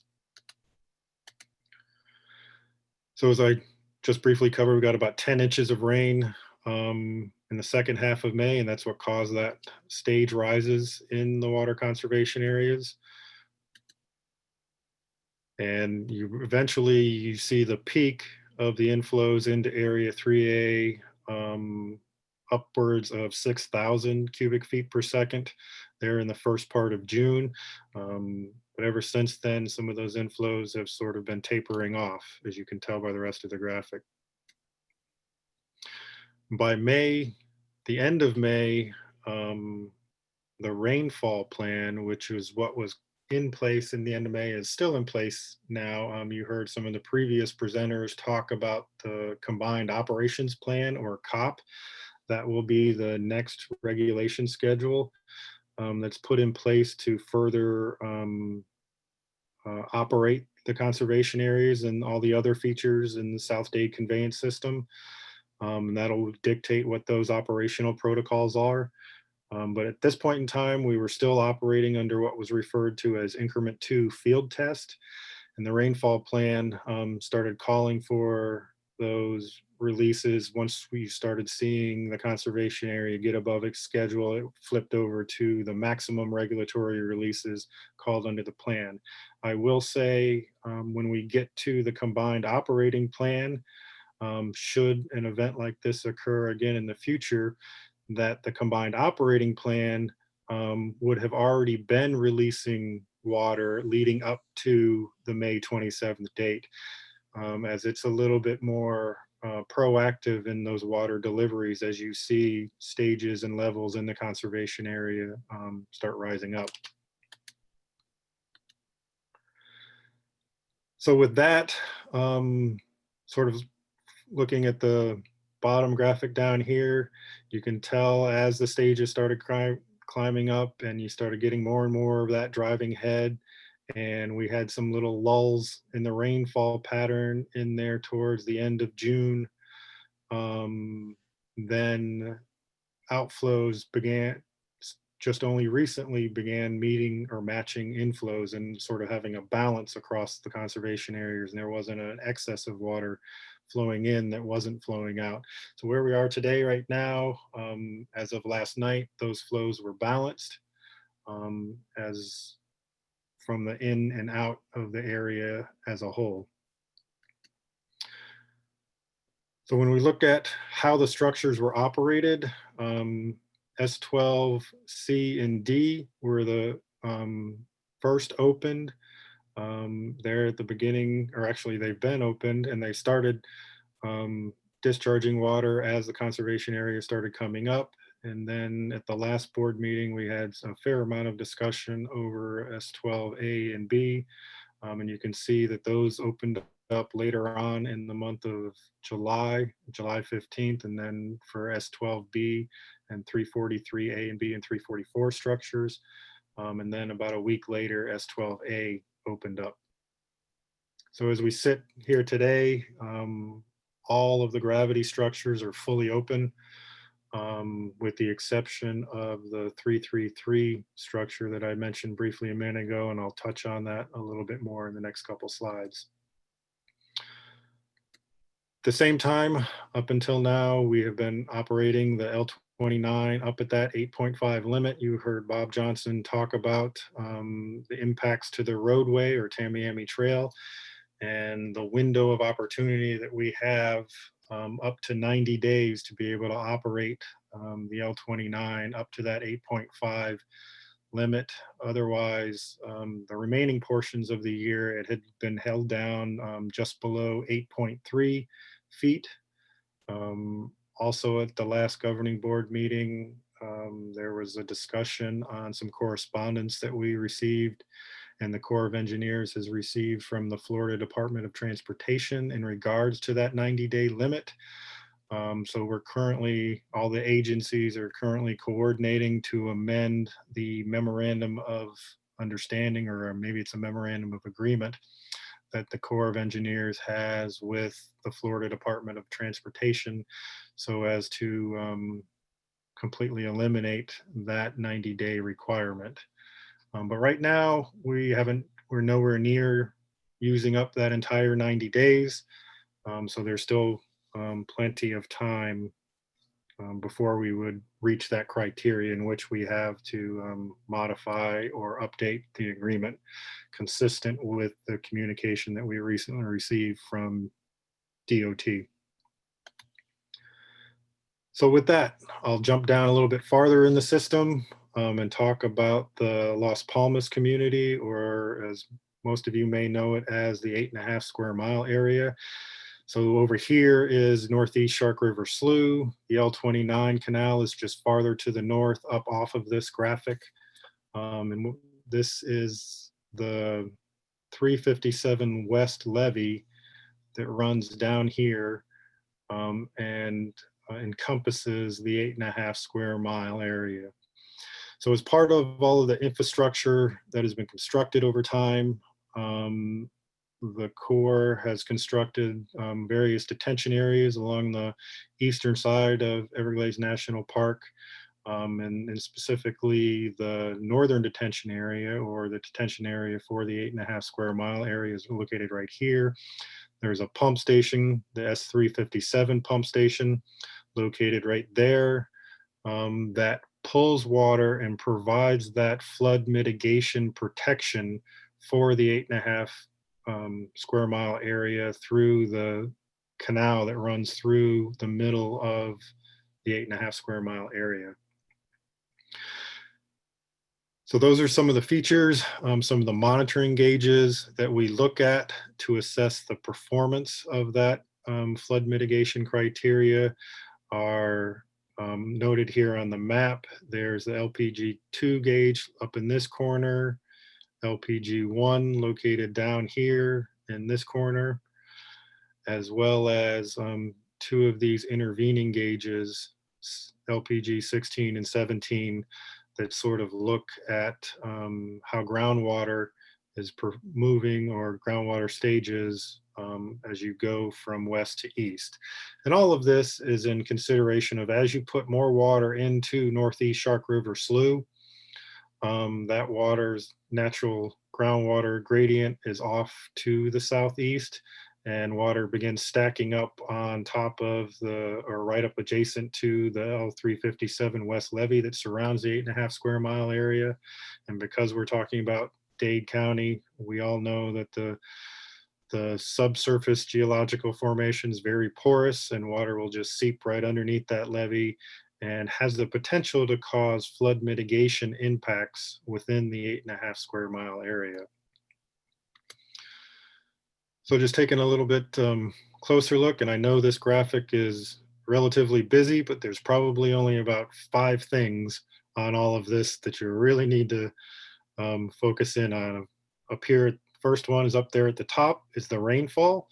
So in that graphic earlier, I had rainfall over the conservation areas. This is just rainfall specific to the 8.5 square mile area. And you can see there was some decent rains there going through June, and then there was a nice little lull, not that much rainfall, and get some smattering in the beginning part of July. But once we get into the end of July, it looks like there's pretty consistent rainfalls over the 8.5 square mile area until we get to all the way where we are today with this big spike just a couple days ago of direct rainfall over the area. So that's the first thing, is just the rainfall at the top.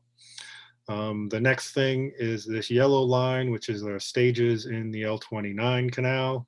You can see how they were pretty much going along there at 8.3, and then they were raised up closer to the 8.5 mark as we go through.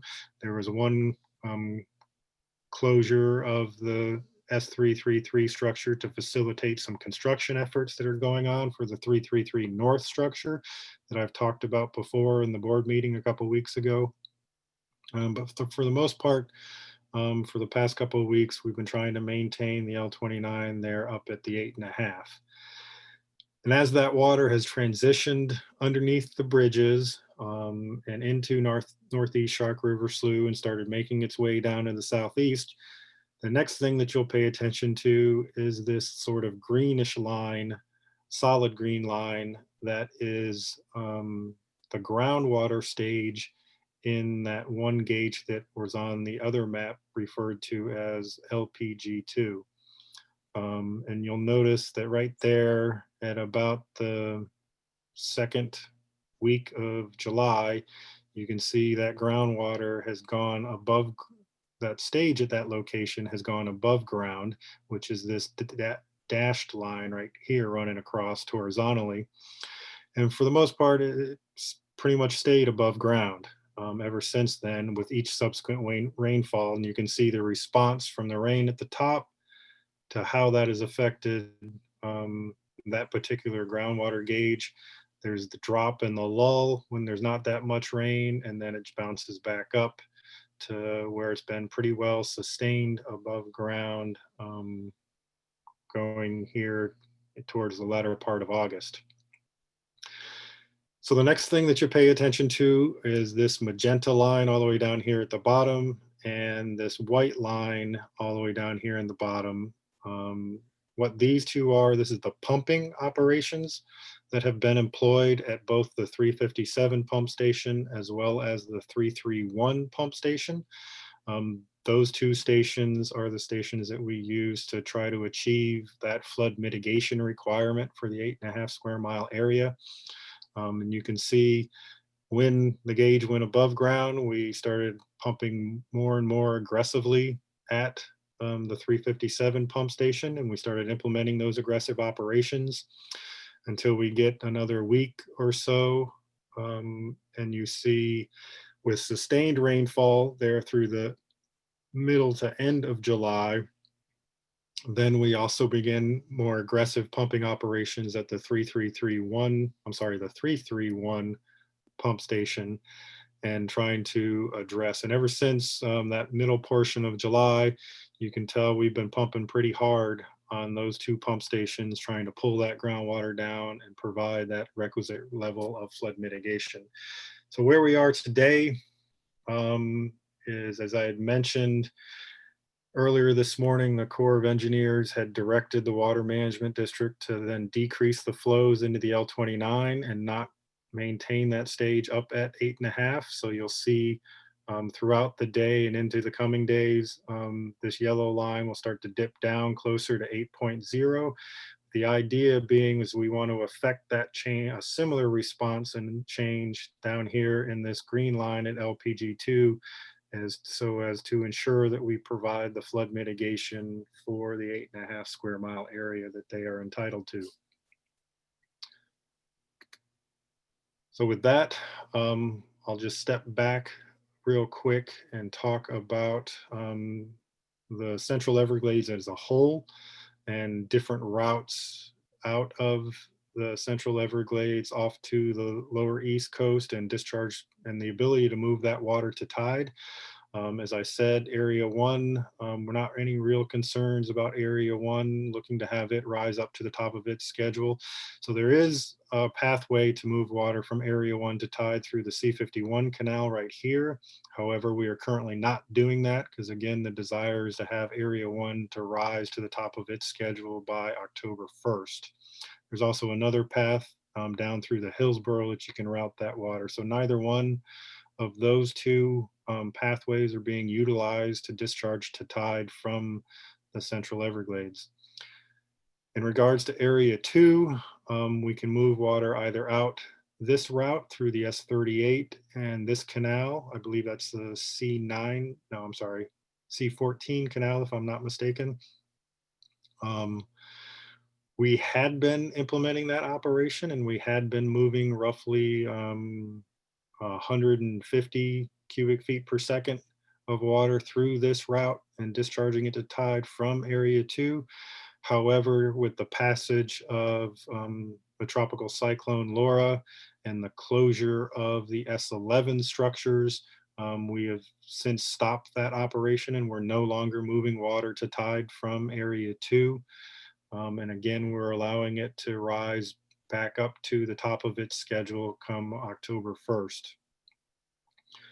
So that'll take us down to the North New River down here. And we actually have the ability to either move Area 2 water via this route to tide, or Area 3 water via this route to tide. Right now, we are moving water from Area 3 down the North New River and discharging it to tide into the intercoastal. We're moving right around that 300 cubic feet per second is the route, is how much we're able to convey down that route, while still keeping in mind all of the other flood protection issues that we've got to afford those residents along the lower East Coast. And then the last exit point to tide from the Central Everglades is down the Miami River. And we have been moving roughly about 140 cubic feet per second down that route since probably about the last week and a half, maybe 2 weeks, is when we've been implementing that operation. So overall, as I said, the inflows to the Area 3 have decreased with the closure of the S11s. And the little dry spell we've had over the past couple of days and not as much rain, you'll continue to see some of those inflows decrease. There's been a slight recession in Area 3 from yesterday to today. So hopefully we can continue that trend. And the conservation area will begin coming down. But we will continue this operation of moving Area 3 waters to tide as long as Area 3 remains above its schedule, and in coordination with James Erskine and the Conservation Commission, they're continuing to see those impacts to wildlife. Once some of those impacts have been alleviated is when we'll be looking to cease that operation, but we'll be maintaining it until that point. So then just real quick, looking farther out into the future as to what we could expect. I briefly touched on this at the board meeting about a week and a half, 2 weeks ago.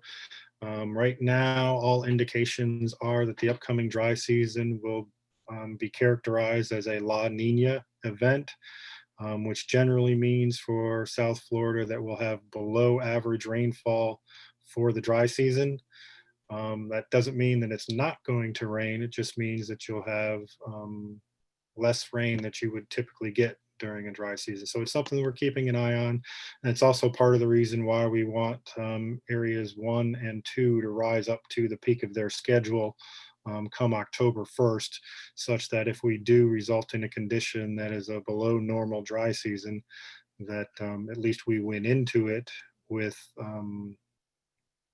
each of the areas up at the top of their schedules and be able to sustain that ecology and that dry down and that recession through the drier months. And then I think the last slide that I have, yep, is just rainfall over the next couple days. You can see with the passage of Laura, sort of the steering currents flip around from the west side to the east side, going across the state, and rain chances will move around, be closer towards the coast as we get out, closer to the east coast as we get out into Monday and Tuesday of next week. And with that, I'll turn it back over to you, Mr. Bartlett. Thank you, John. All right, so this is where we'll turn into the part of the agenda where I get some perspective and thoughts and so forth from the RAC participants. And so I appreciate everybody joining us today, and there was a lot of information. After we have a RAC participant discussion and get that, I'll move on to public comments and start calling on you for that. So the one thing I thought I might do is I know that the Miccosukee tribe is very much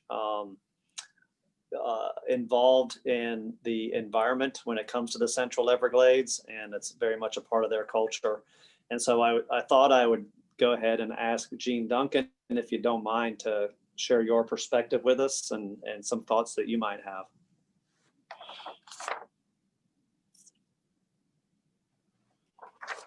I have to make sure you can unmute. That would be Gene Duncan, Devon.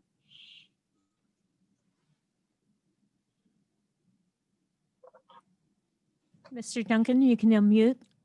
There you go.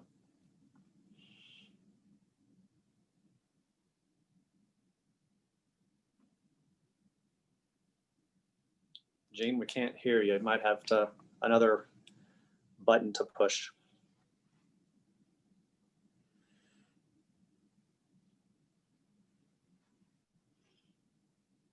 Yeah, he's unmuted. So, whoop, now he just muted himself. Mr. Duncan, you press the mute again.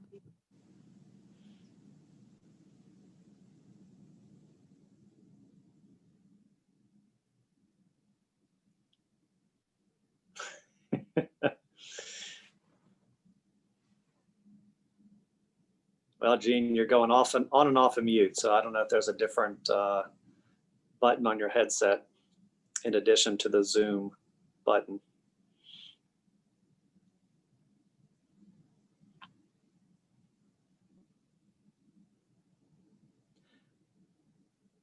All right, Gene, we'll get back to you. The other entity that is very much engaged in certainly Everglades National Park and all the environment in the Everglades is the Department of Interior. So Adam, I don't know if you would mind giving us your perspective. Devon, that would be Adam Gelber. Hey, hello, Drew. This is Adam. Can you hear me okay? I can. All right, wonderful. It's great to have the RAC back together again, and pretty timely on this discussion of water conservation area 3A and overall water management. You know, with each one of these meetings, I continue to learn more about the intricacies of how everything is tied together and the delicate nature of the balance right now as we work towards restoration with a lot of great projects coming up and going online, SEP South contract, and Tamiami Trail Next Steps Phase 2 focused on the southern end of the system, and so it's really a positive message at this time. But one of the things that I get concerned about, or one of the things I'm focused on while we go down this path, is the advocacy of funding. Right, that solves all of our problems, and so when we look at the SEP South or the SEP features, I ran the numbers real quick, and that's $3.2 billion. And so the sooner that we can all achieve that resiliency of funding, moving forward, a lot of these and secure that and really rally and champion that topic for that return on investments. And we hear that all the time of, what does fresh, clean water and the rehabilitation of the Everglades mean? And, from a fish and wildlife and boating and industry and water supply factors, It really continues to drive that message home, and we're really excited about COP coming online in the next couple of days and have that additional opportunity. As Mr. Mitnick was mentioning, we would have been moving more water sooner east, and look forward to really, having 333 North become part of the operational features, and really exciting, to see this component. We still do have these challenges of, this high water in 3A and understanding, what that means to tree islands and ecology and fur-bearing animals, and looking at opportunities for making adjustments, either large or small, and understanding each other's perspectives, and trying to tease out that, positive benefit that we can have for southerly flows to Northeast Shark River Slough. And John, Drew, great job today pulling this together, the participants and the panelists, leading off with James talking about, the fish and wildlife and so forth. So, Thank you. really, advocating on behalf of, funding. So thank you. Thank you, Adam. Gene is now on. He's at the phone number ending in 3004. If we could allow him to unmute. And I believe you press *6 to unmute, Gene.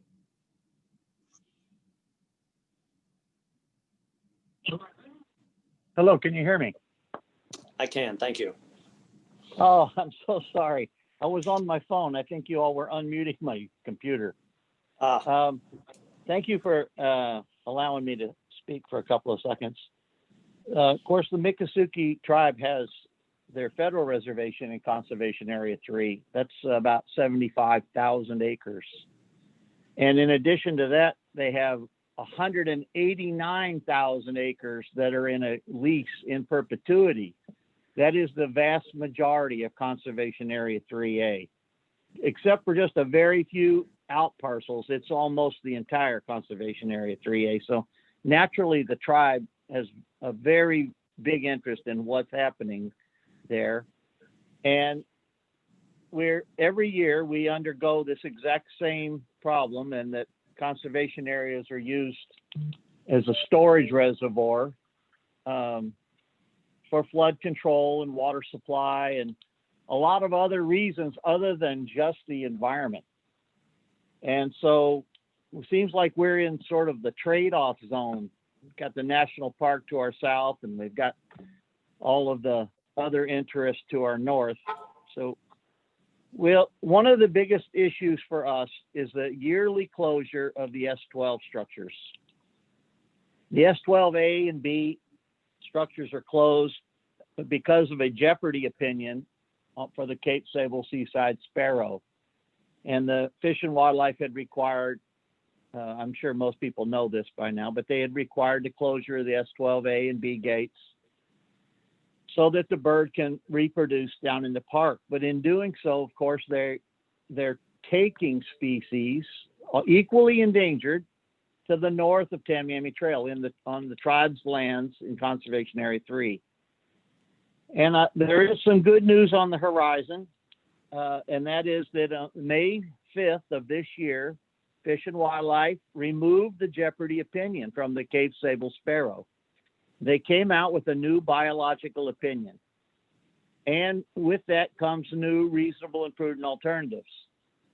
Fish and Wildlife has asked that they continue to make the S12 closures for the benefit of the sparrow. However, there were some very important language included.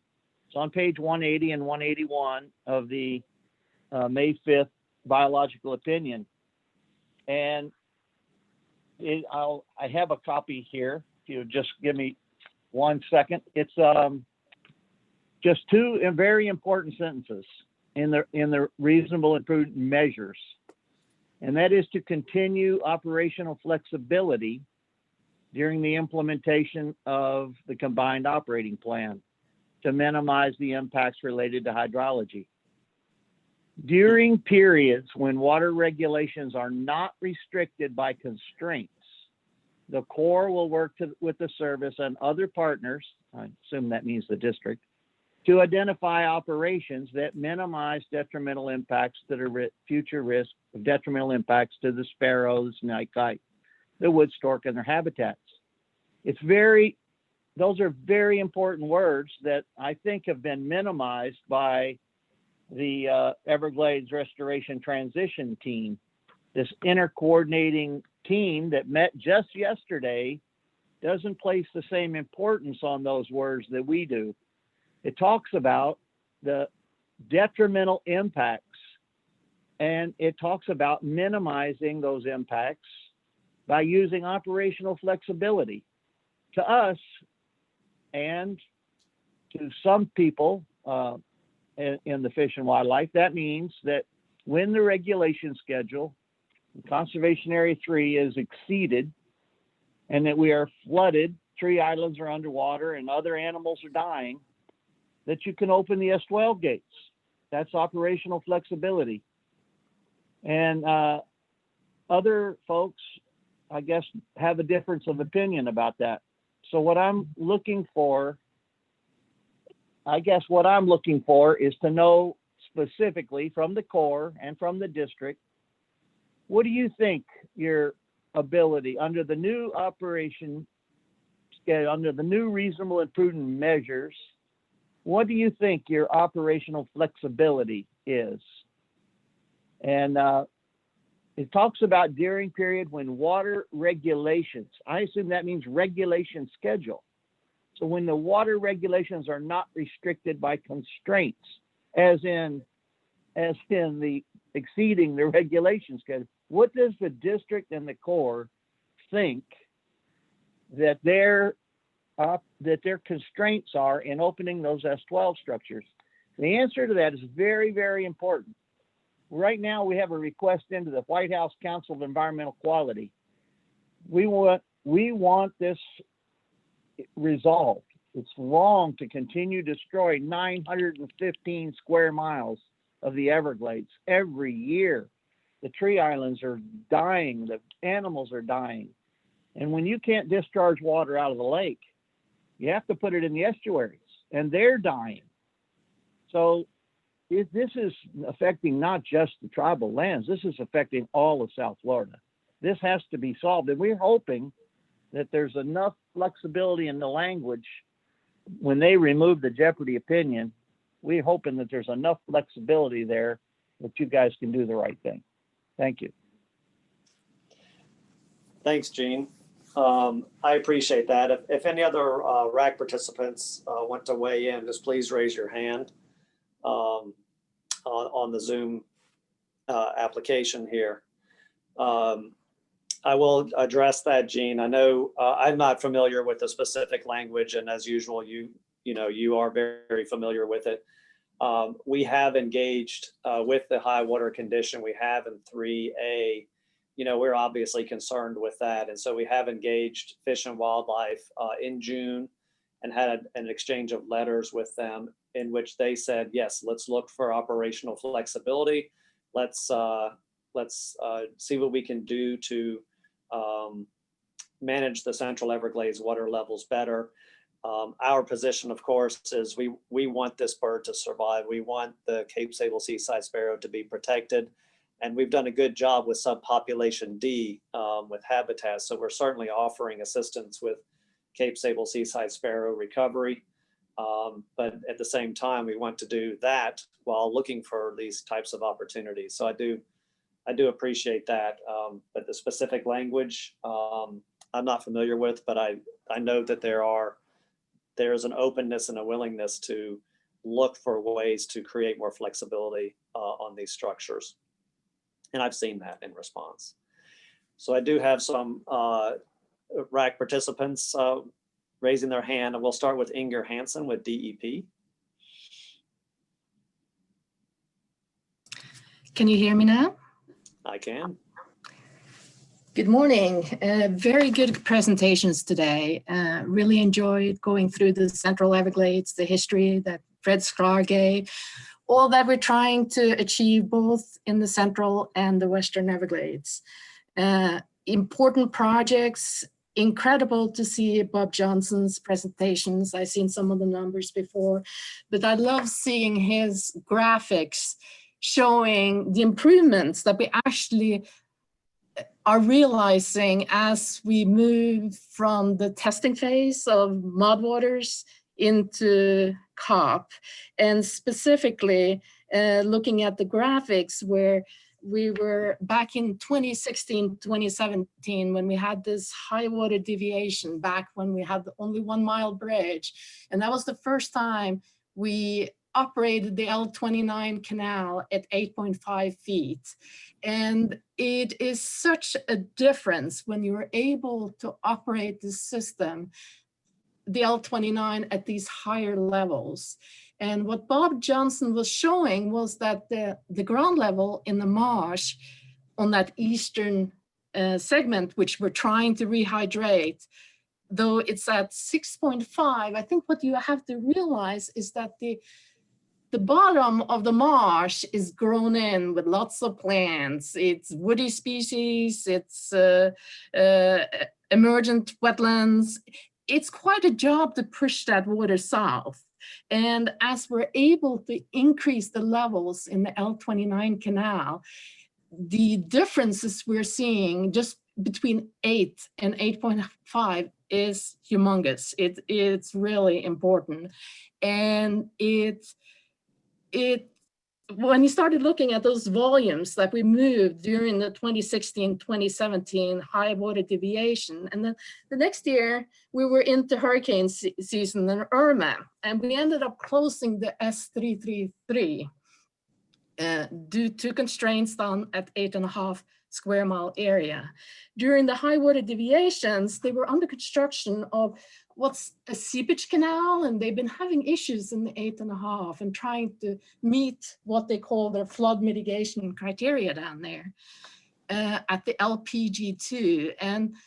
And they established this criteria and trying to keep the water below ground or recession at this gauge that's located, it's on the western edge of the 8.5 square mile area, just like John Mitnick showed you.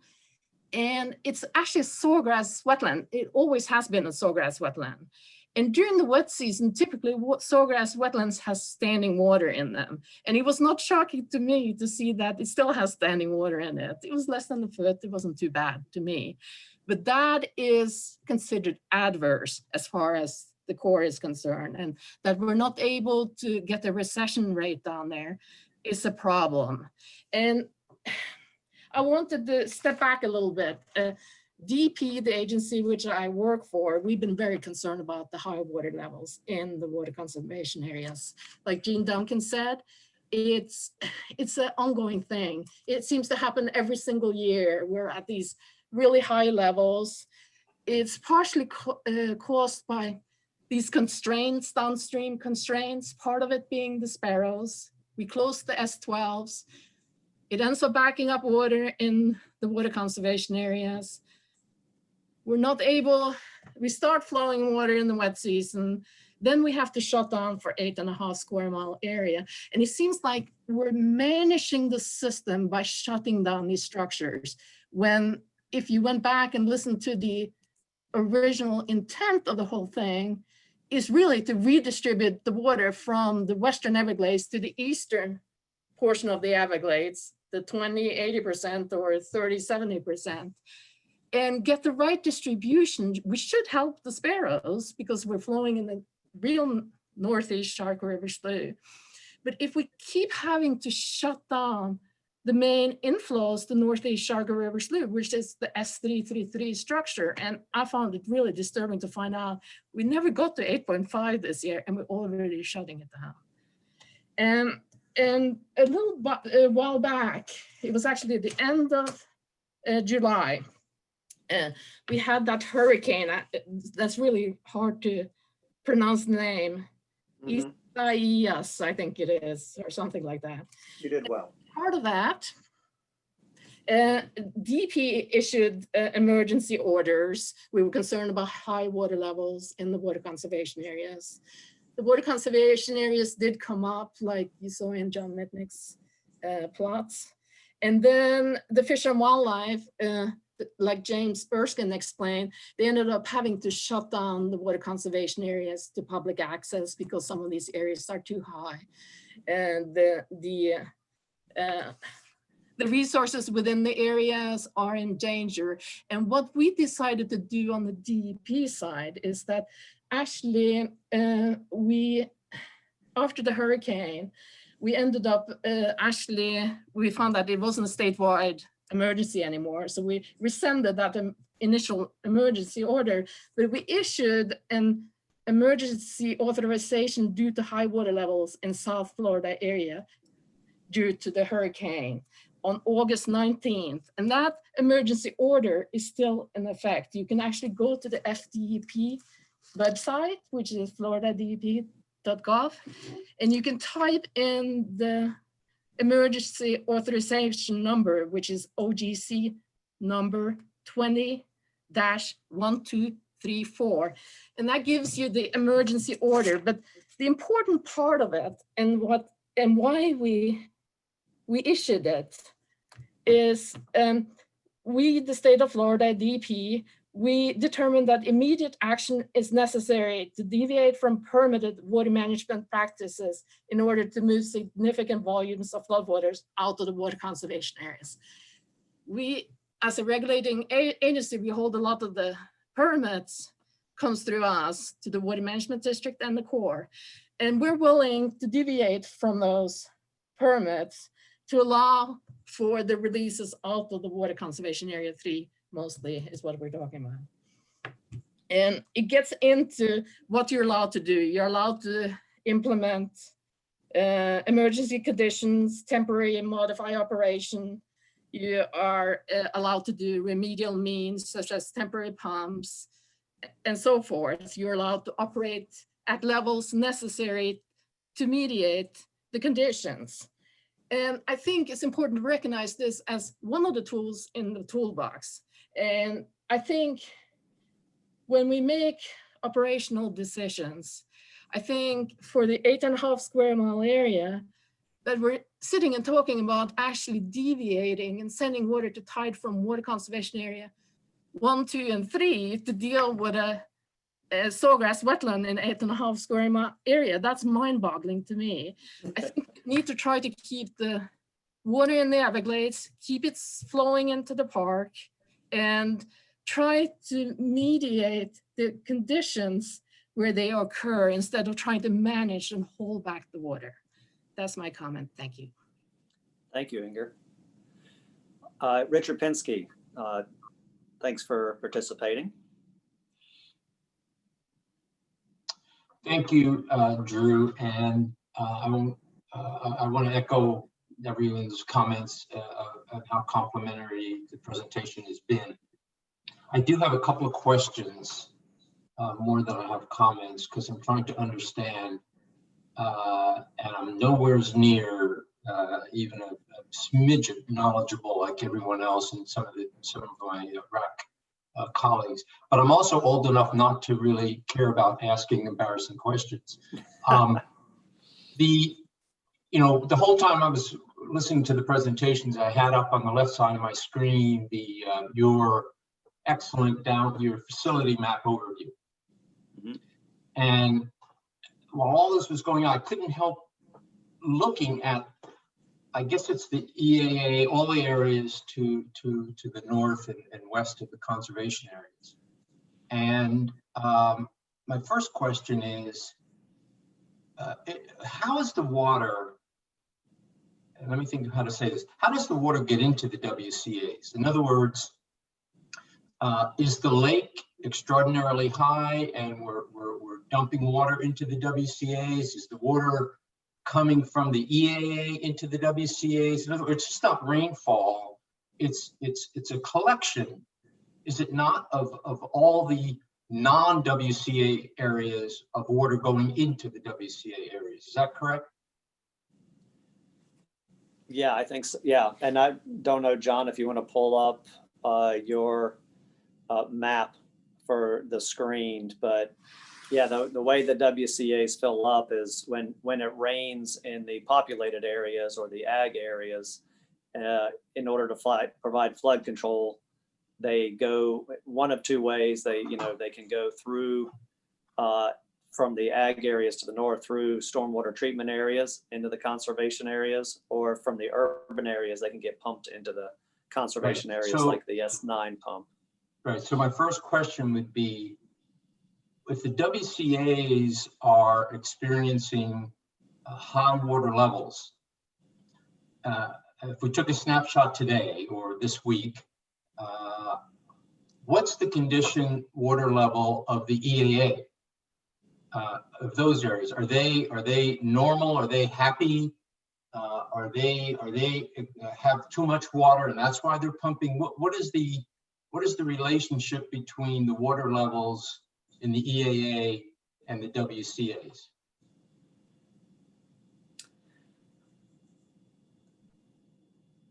Well, without getting into sort of like water level numbers and so forth, it's the responsibility for flood protection. So whether you're in Eastern Broward County or in the EAA, we've got a legal responsibility to provide flood protection in those two areas. And so the choice for the EAA is you pump through the STAs to the Everglades, or you pump back into the lake. And our policy at the moment is pushing it through the stormwater treatment areas into the water conservation areas. Right. So I guess my comment then from all of that is, are we, and I'm sure we are, because that's what you do, and you do a great job. I love the plumbing presentations. They were great. But my question would be, how are we managing while we're replumbing everything? Are we also looking at how the water levels, without back pumping into the lake, obviously, but I get the feeling as though the EAA has little responsibility downstream. In other words, as long as the EAA is keeping their water level to where they need it to be, and pumping it into the canals, where's the obligation, or where's the consideration of downstream? And in this case, too much water in the WCAs, forcing to go to tide.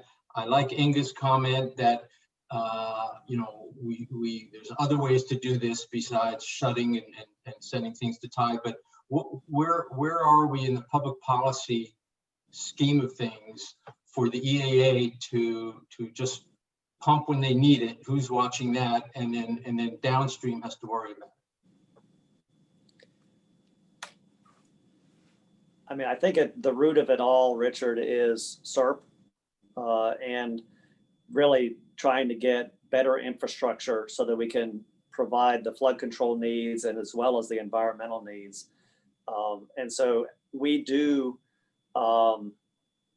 manage canal levels and those kind of things, with a keen eye towards environmental degradation. And so it's not an instantaneous thing when it's raining in the Everglades agricultural area. There is different decisions we make at different canal levels, but the ultimate solution we know is getting an EAA reservoir, getting the Central Everglades plan put in place so we have a whole lot better conveyance. And, as we're providing that flood control, we're also able to do something for the environment as well. So it kind of, teeing off Adam Gilbert's statements, is kind of that incredibly important infrastructure investment that we have to keep going on so that we have a better system to protect the environment with. Yeah, and I appreciate all of that, and thank you. And again, I'm just very rudimentary understanding of looking at a map and looking at what's going on. So this is great. I appreciate it. I'll shut up. I would like at some point, if we ever have the opportunity in the future, to sort of focus on the EAA and how that water is moving and how it's regulated, and obviously the source being the lake. In other words, before we talk about the WCAs and a snapshot of where we are, I'd like to go back and figure out how's that happening? What's the source material and how's that being handled? But anyway, thank you very much, Drew. You guys, this was a great presentation. I greatly appreciate it. Thank you, Richard. All right, Charles LaPrade.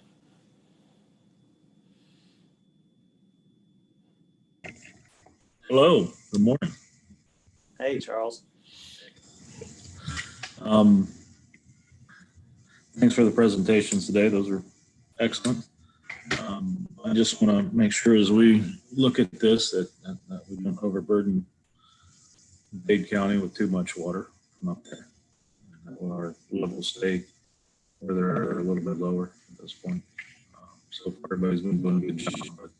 But if we're looking at moving a lot more water down this way, we as always worry about that and have those concerns.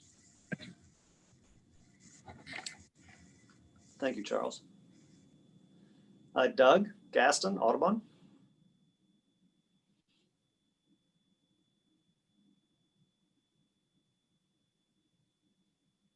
I think I just got unmuted. Can you hear me? You bet. Thanks, Drew. And I'd like to thank all the presenters. These are great presentations. And as Richard said, you know, I learn a lot every time that you have these great experts and great presentations. You know, I think a couple of things pop out to me. One is Bob Johnson's presentation that showed the historical flow of water and, you know, mainly going east and how we shifted that by this compartmentalization of the system so that now, you know, a lot of that water stacks up on the west side. And then, you know, going to your comment, Drew, about flood protection and Richard's comment, you know, when you combine that with the system limitations, compartmentalization, and the limitations on outflows, you know, you get to this situation.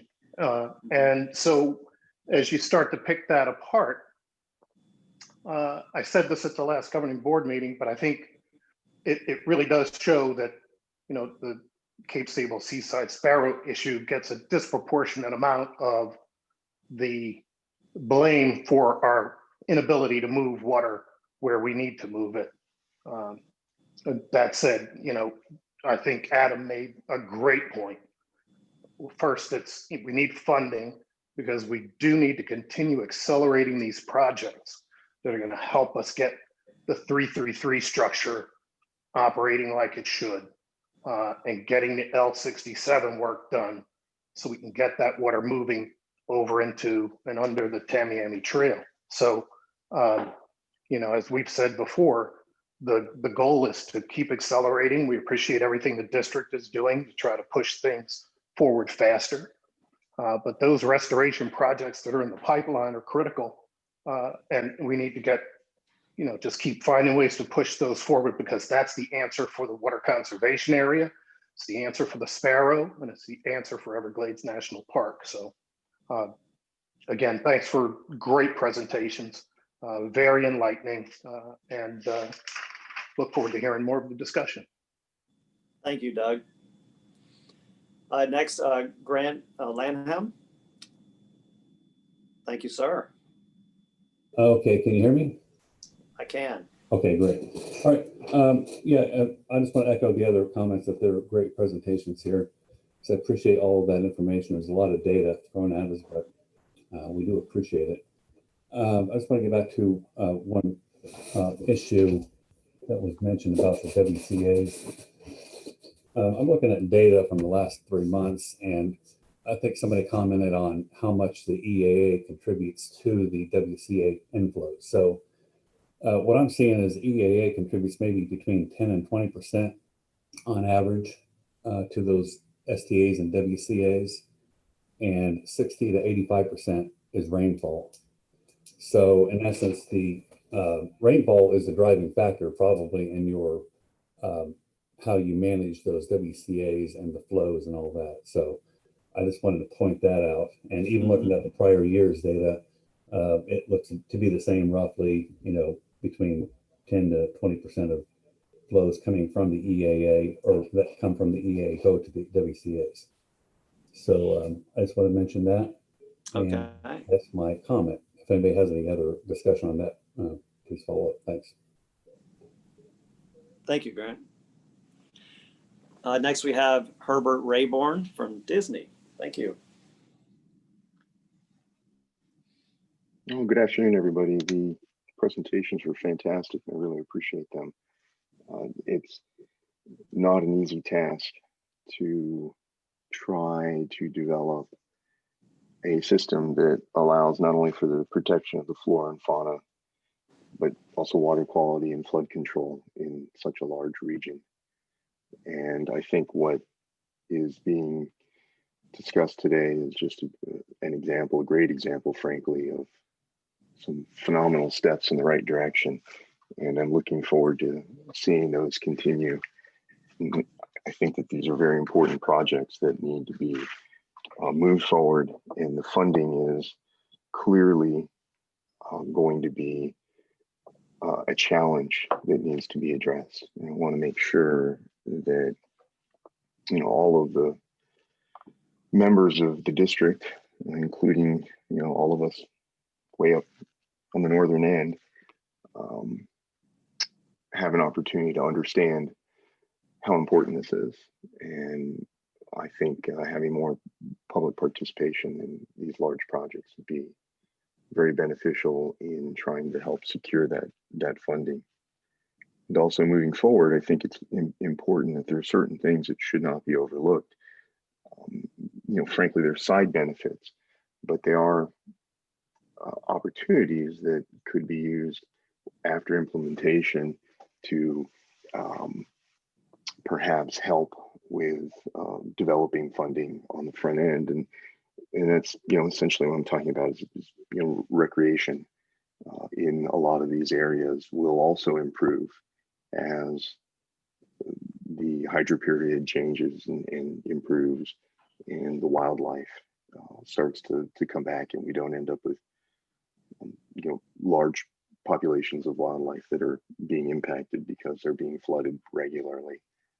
So I think this is all great, moving in the right direction, and just want to say thank you to all the presenters today. You did a phenomenal job, and want to make sure that this continues to move forward. Thank you, Herbert. Well stated. I know we had a very good hydrologic conditions in the Central Everglades and Southern Everglades in 2018, which resulted in an incredible population of wading birds, which is really what we're after with the funding and the implementation of comprehensive Everglades restoration. Any more RAC participants have any thoughts they want to share?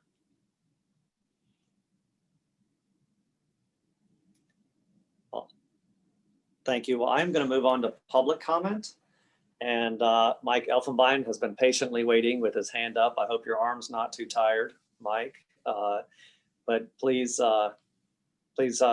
share with us your comments.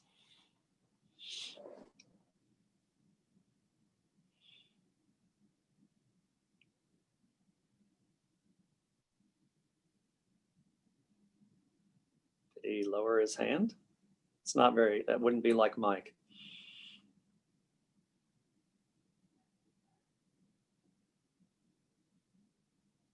Can you hear me now? Yeah, I can hear you. Oh, right. Awesome. Thank you, Drew. Thank you, everybody.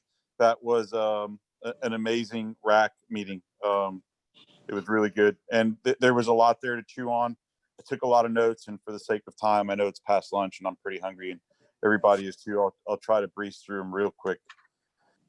The one thing I noticed is you guys worked really, really good together, and I loved your teamwork. It was most notable at the fact that we got all the way through the presentations and nobody said the word sparrow. That was good stuff, man. Just wanted to realize I noted that. James and everybody else, I've enjoyed working really hard with all of you on so many of these different projects, and I want to commend your continued commitment to being transparent, accessible, engaging, It's been a breath of fresh air. Drew, your leadership's been great. James, thank you. Even Adam, who's on the call. Inger's comments, holy cow. Wow, Inger. I don't know. That was amazing. I support that. I support all of Gene's comments. James had made a comment about the nexus of wildlife stress and the need to reduce stress. And I want to emphasize that while the measures we always experience are closures to access for recreation and inholders' ability to access their camps, the true nexus to wildlife stress is the constant elevated water levels, the never-ending deluge of the inability to take water out of Area 3 and relieve that pressure. So I want to emphasize that. And while I mention that, I'm going to skip to John's presentation, and I want to highlight that currently all of those water structures down there on the bottom are open. 343, the 12s, even the 333 is pumping. And it's often said that those structures provide very little capacity to move water. But between the 343s and the A and B, we're moving 760 some odd cubic feet per second right now. And I get it, we have high water levels, they're gravity driven. And that's in comparison, including the C and D at 1232. And between all those structures currently, I think if the numbers that are up on the board today are right, they're pushing as much water as the 333 is. And I think it was Inger that mentioned that L29 is only at 8.4 and we're getting ready to shut it down. And really the target, while we celebrate that 8.5 number, the reality is until we get to 9.5, the celebration's a little premature. But I wondered, I saw that memorandum that came out earlier, maybe it was last week or this week, that suggested that the restrictions on the roadbed saturation issue were going to be lifted. Is that wrong? Can you correct me? Yeah, that's what it said.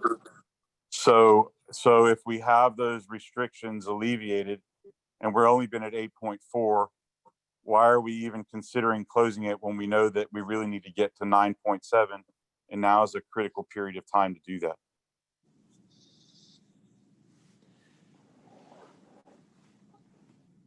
Let me call you offline, Mike. I got a bunch of public commenters I got to get to.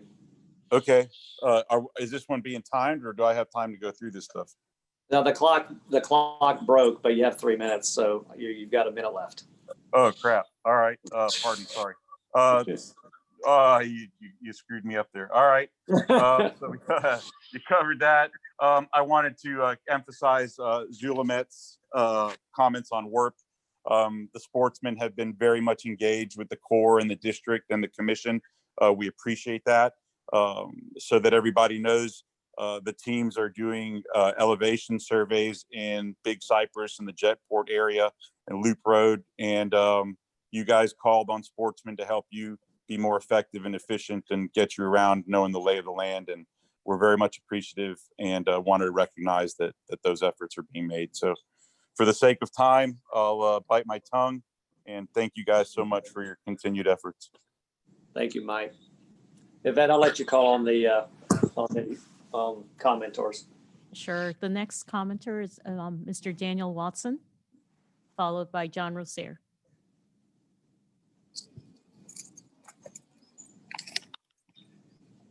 Hello. My name is Daniel Watson. And first and foremost, just again, want to thank everybody for your efforts. Great presentations today, and just in allowing us to make public comment and also be able to attend this meeting over the phone and computer has been wonderful. I just like to kind of touch on the same concerns that the previous public commenter, Mike, had as far as high water in the 3A area. I know I'm preaching to the choir here, but one of the big issues that I have from my perspective is just the loss of access. We got a low water closure after the COVID closure because it's hard to socially distance with 735,000 acres.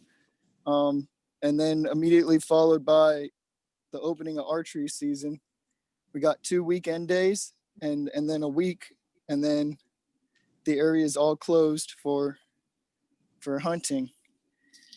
And I do appreciate the district giving a heads up. At least we had a week in advance to plan ahead and kind of get out there if we needed to. But that's still just 1 week of hunting season after countless hours of scouting and working on equipment and getting our stands out there. Keep in mind that these are water conservation areas, but they're also wildlife management areas. And we all know that the high water levels are detrimental to what's left of the fur bearers, and also they hurt the tree islands. We saw a couple slides there where between 1940 and 1995, I guess 65% of the tree islands were gone. Right now with the high water closure, it's because the animals are seeking refuge on what's left of these tree islands. And if we have much more high water and longer periods of high water, the tree islands will continue to disappear. Just like what was previously stated, we're working real hard on the goes into, but we need the goes out to match the goes into in order to keep the water at what we're trying to say is a natural historic water flow rate. Just with the ridge and slough slide, as far as everything, the sawgrass being replaced by cattails, that could tell you right there. With or without phosphorus enrichment, you know the cattails are always found in the deeper water areas. So more cattails mean deeper water. I liked a lot of the comments made earlier about just sending the water south, and you guys addressing the elephant in the room, which is the Cape Sable seaside sparrow. And just to keep my time short, I'll go ahead and close up. But I want to say you guys do a great job with what you're doing, but it's hard to predict Mother Nature. If you guys were amazing at predictions, you'd all be in the stock market and no one would have to go to work today. But it's very hard to predict Mother Nature. But I just want to say that the camp holders and the stakeholders and sportsmen are getting really good at predicting high water closures, because they know exactly that they're coming every year. And they've been just around archery season for the past 5 years. And we hope that won't continue. Thank you.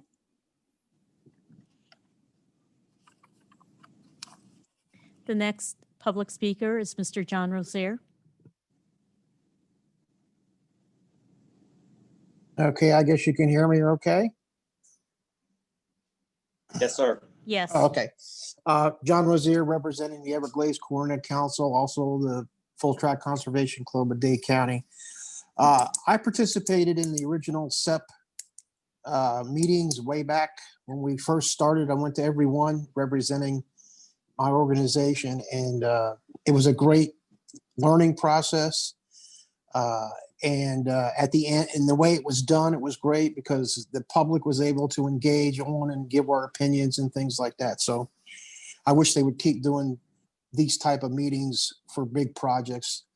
But anyways, we believe in the SEP. Our organization signed on for it because we believe that we would like a more even water level, out in the water management areas, and we believe this is the best way to get it. So talking about that, I would just want to infer, and I said it way back 5 years ago when we had the final meeting and they were getting ready to adopt it and all, that we do the south end projects first, because you got to have the foundation before you build your second floor, which would be the north end projects. As far as the Cape Seaside Sparrow, Mr. Duncan from the Miccosukee tribe said it perfect. He spoke for all of us sportsmen. Inadvertently, I know he wasn't really doing that, but we all feel the same. But I do believe that Mr. Johnson with the Park Service, because I remember seeing his presentations back then too, is that one of the things that's hasn't been talked about is the parts per million that's allowed into the park. So we really have two constraints for water flowing south. That thank goodness I heard that Mr. Duncan told about the way the wording has changed a little bit. Maybe we can work around one. We need to work around the other one too, the parts per million. I will say that a few years ago, we had a high water event. Commissioner Bergeron at the time got him to put pumps on the L29 levee. We pumped billions of gallons of water to the south. It flowed south. It flowed into Shark River Slough, the northeast section. The area came back. We put fresh water into Florida Bay, which, by the way, nobody talked about how Florida Bay is dying. So once again, all these projects are great, but unless we get these constraints out of the way, we're still not gaining anything. I realize Dade County has to be protected and stuff like that. And I believe we have the technology to do that. But again, high water events in the Everglades are happening, on a more common basis. And that might be weather, might be nature, I don't know.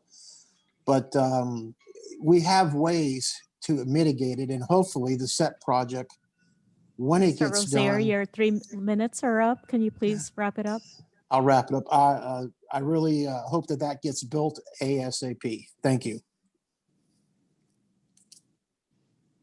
The next speaker is Mr. Newton Cook.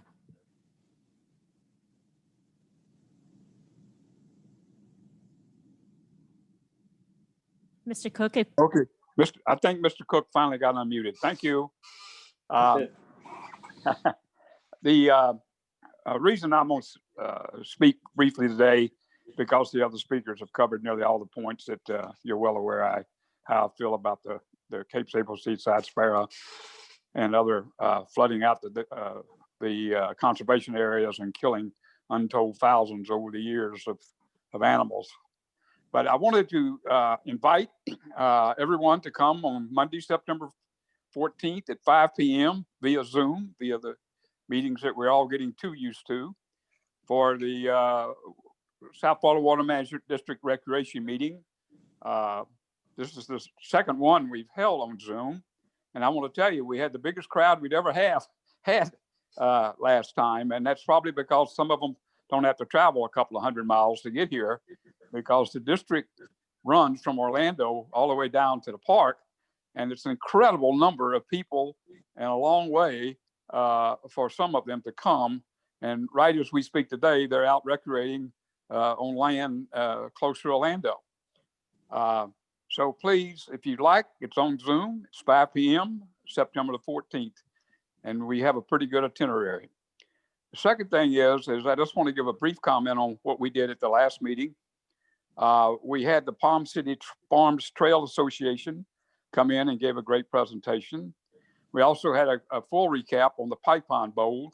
I think we all know the issue of the pipeline and how the district has been a very important player with the FWC.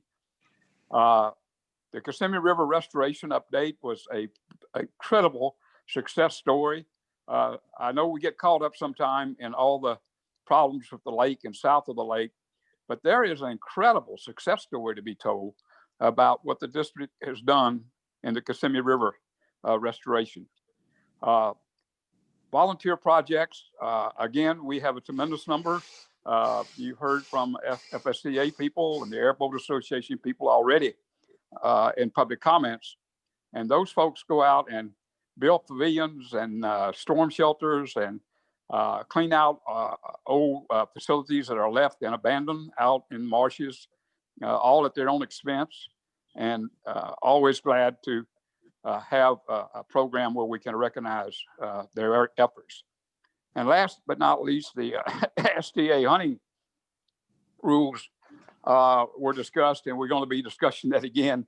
There's a bit of a dust up yesterday with the FWC putting out a confusing press release on closing STAs, but all that's settled today. And thank you very much to the Land Management District.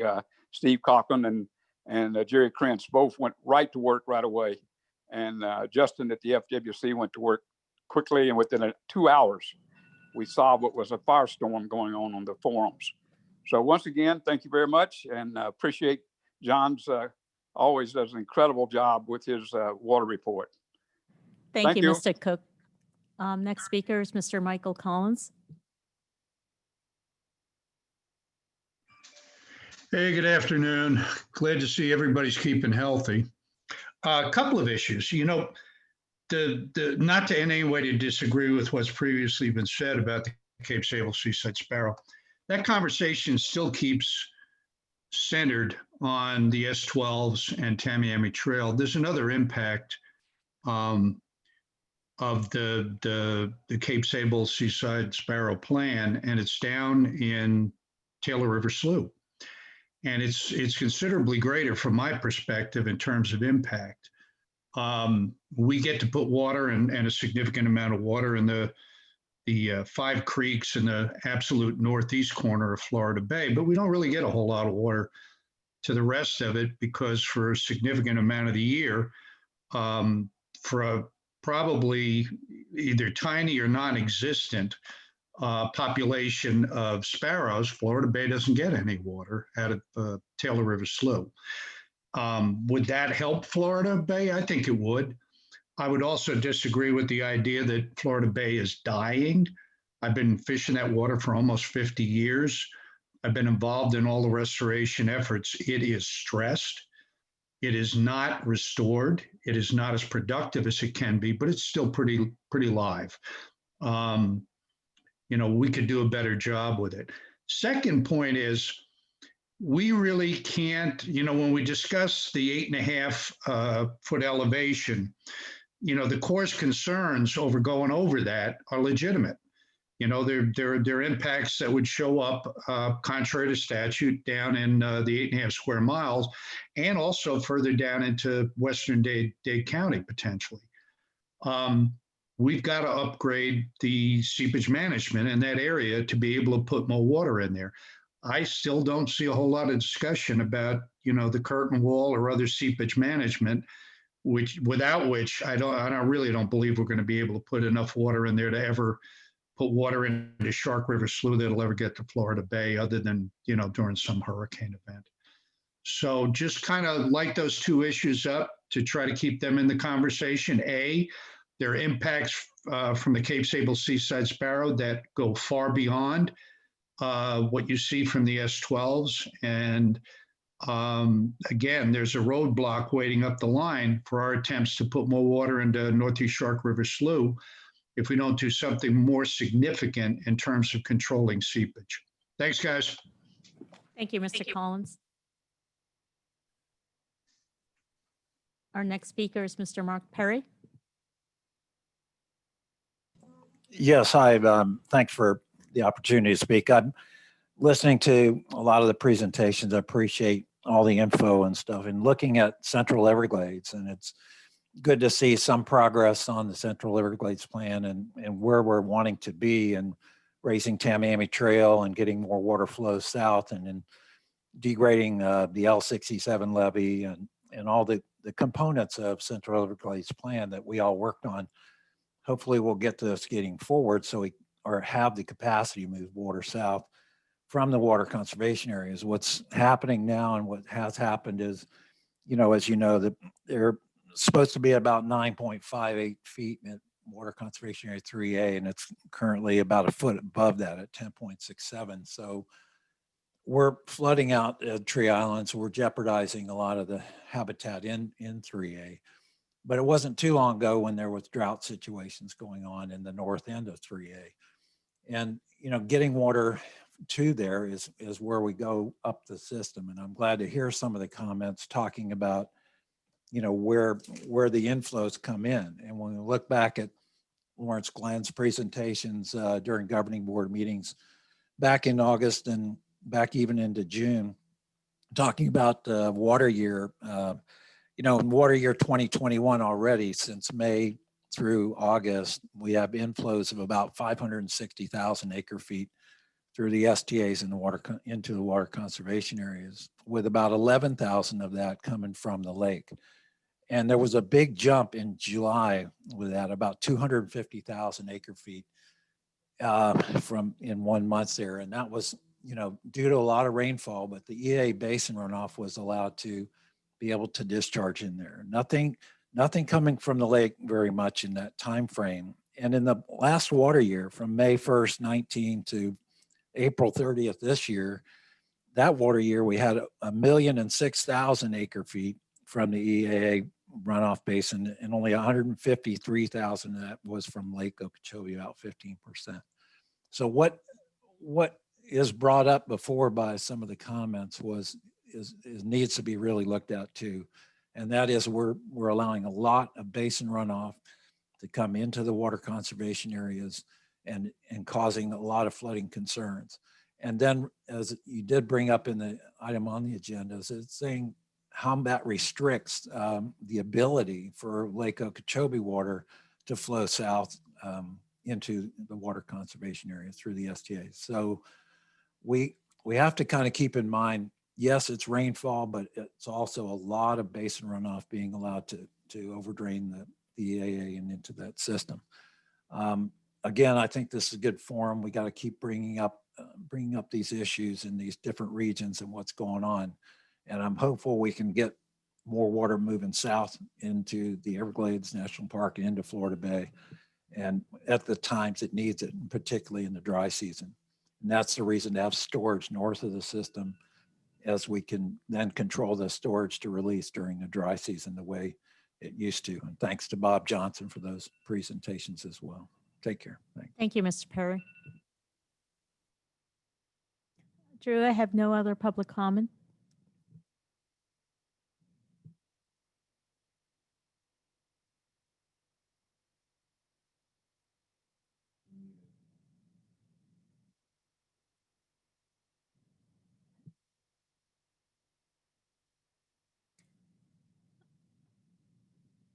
I see no other public speakers. Of course, I'm trying to close out the meeting on mute. All right, so thank you for everyone for participating. It's only 2 minutes past 1, and we did pretty well staying on time. We will continue to monitor this situation of the high water levels in the Central Everglades, and we'll hope for the best when it comes to tropical developments as the rest of the wet season unfolds. So thank you for everyone in your thoughts and your participation. And we will continue to engage on all the things that we are challenged with as a water management district. Thank you. Have a good afternoon.